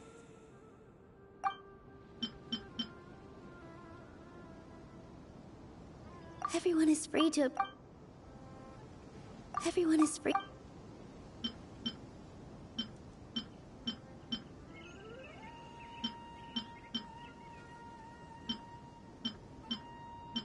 No, there should be some...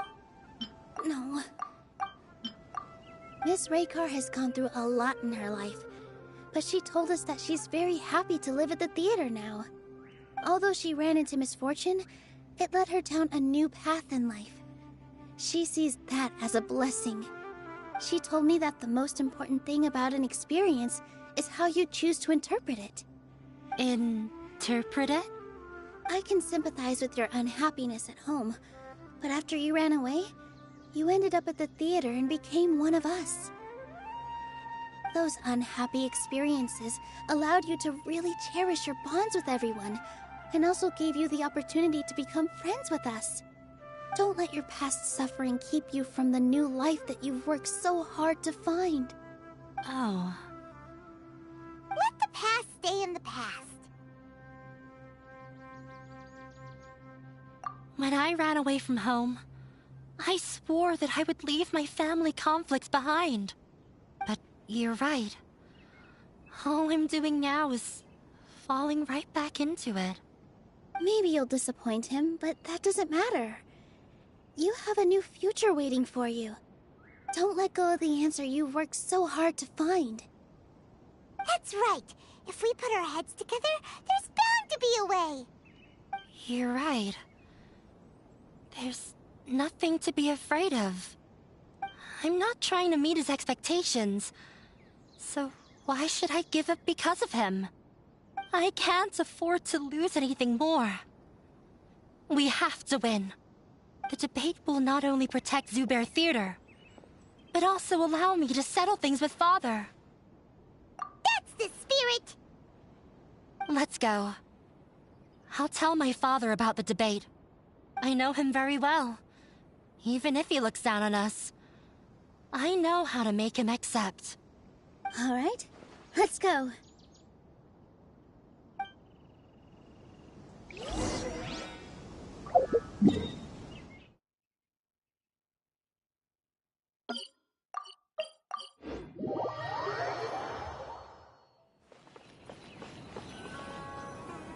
Well, I'm off to meet with him. Please wait here for me. Okay. Looking forward to your good news. That should be everything. The only thing left to do now is to wait until the debate. I'm not sure why, but I'm getting nervous again. You were great, Nilou! Your words won over Inaya! Talk like that during the debate, and you'll get an easy win! Thanks for that, Paimon. But I still feel like it'll be an uphill battle. I need to be calmer, cooler, and more collected.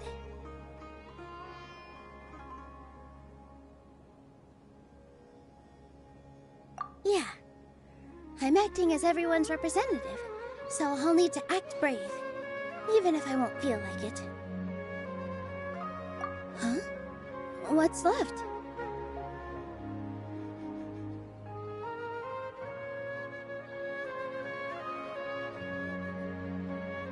Huh? What a strange question. Isn't a theater just a theater? Why would it need to be anything else? Wait. You're not asking what the theater does, but what it is. Let me think. How can I put this? Everyone is free to appreciate art. No form of art is inherently superior. Ah! Got it! When we were trying to find a way to save the theater, we heard many stories not of the theater, but of the people whose lives have been touched by it. Zubair Theater is our reason for coming together. It connects us all in unique ways. In other words, it's like a bond. A bond? The theater provides money for Miss Raykar and her children, inspiration for Mr. Kasani, and enjoyment for the people of the Great Bazaar. It also gives Inaya shelter from her family. It has brought us together after taking care of every single one of us. And its story won't end here. In the future, many more people will come to the theater and receive its blessing. And we'll all be there for them. Our warm, welcoming community will show them the same kindness we were shown in the past. Aside from the delivery of performances, isn't this another reason for Zubair Theater's continued existence? Yeah, that makes sense. We definitely felt that warmth during the preparations for the event. But Paimon doesn't see how this will help in the debate.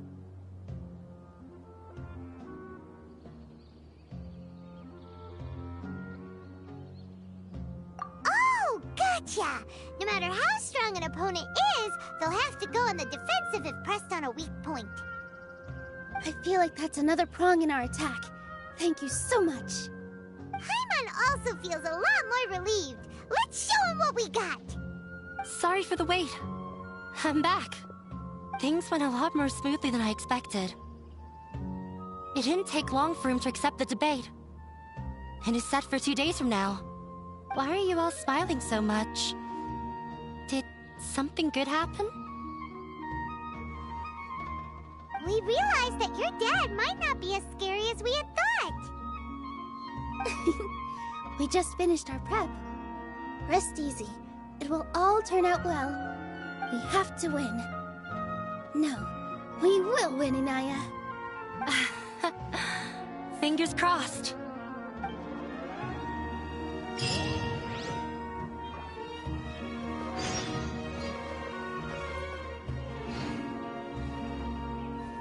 Everything is ready. The only thing left is to wait until the day after tomorrow.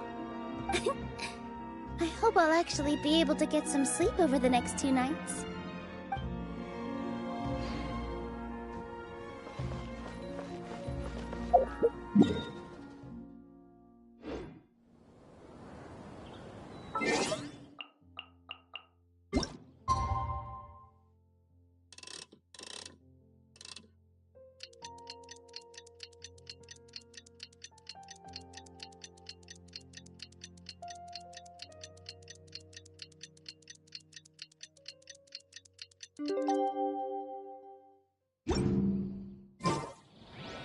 A blade. Well, what is that? Your perspective is just tunnel visioning.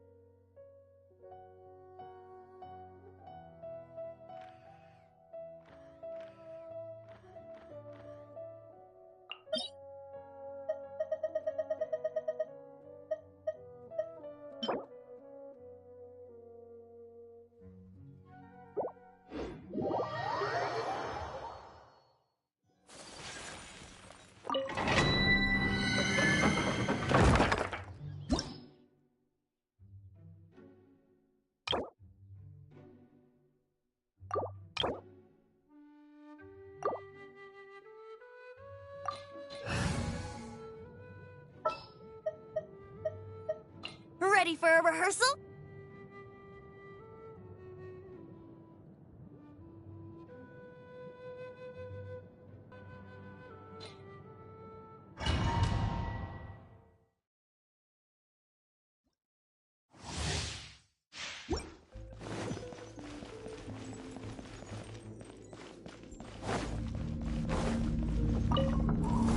Are you Time for takeoff. Yahoo! Propagate! Allow me!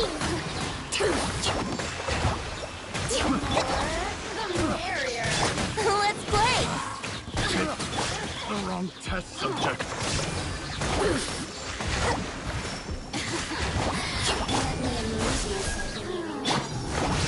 Let's move it.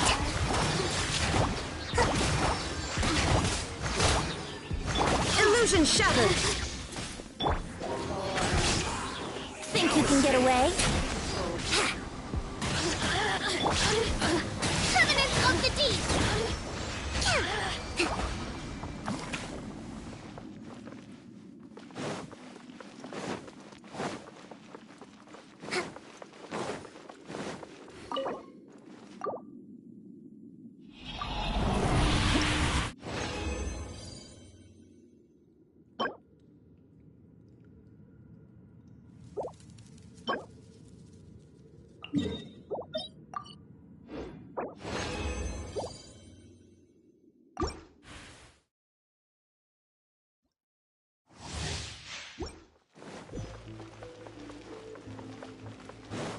Let's move out. Hold the line! Yahoo! There is no escape! Terminate!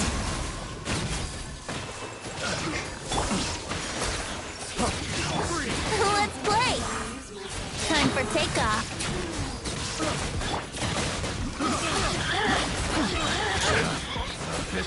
It's the wrong test subject.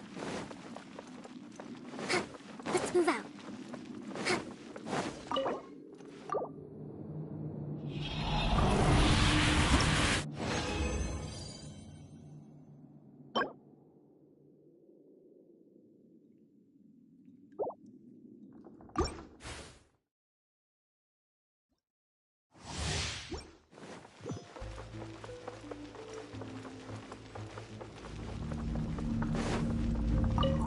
Are you ready to play with me?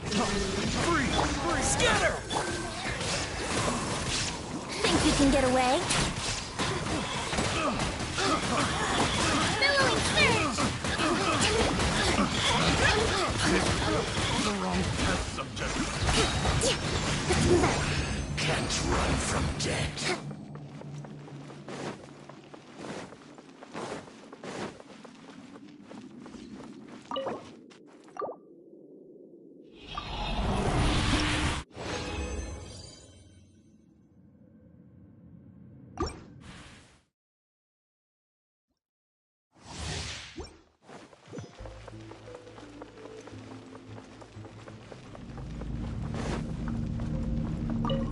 Are you Another test subject. Time for takeoff. Here we go. Illusion shattered. Propagate!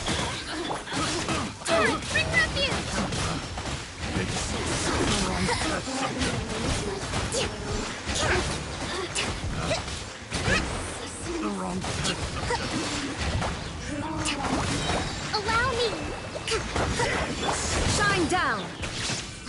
Scatter! Let's play!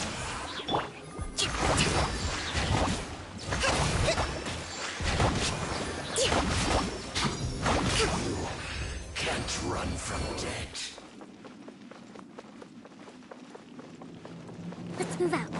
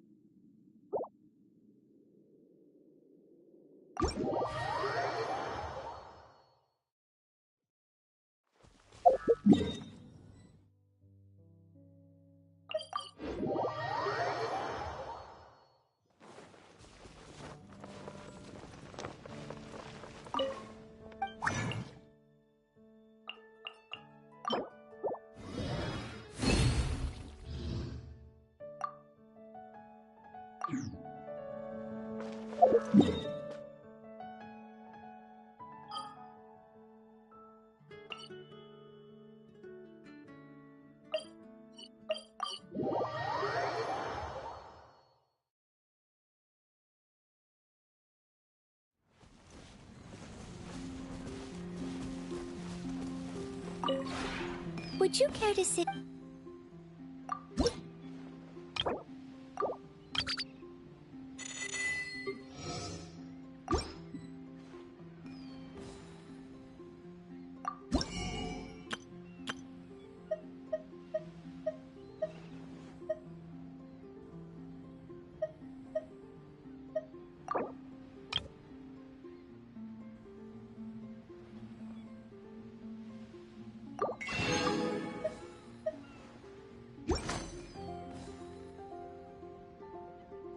If you ever...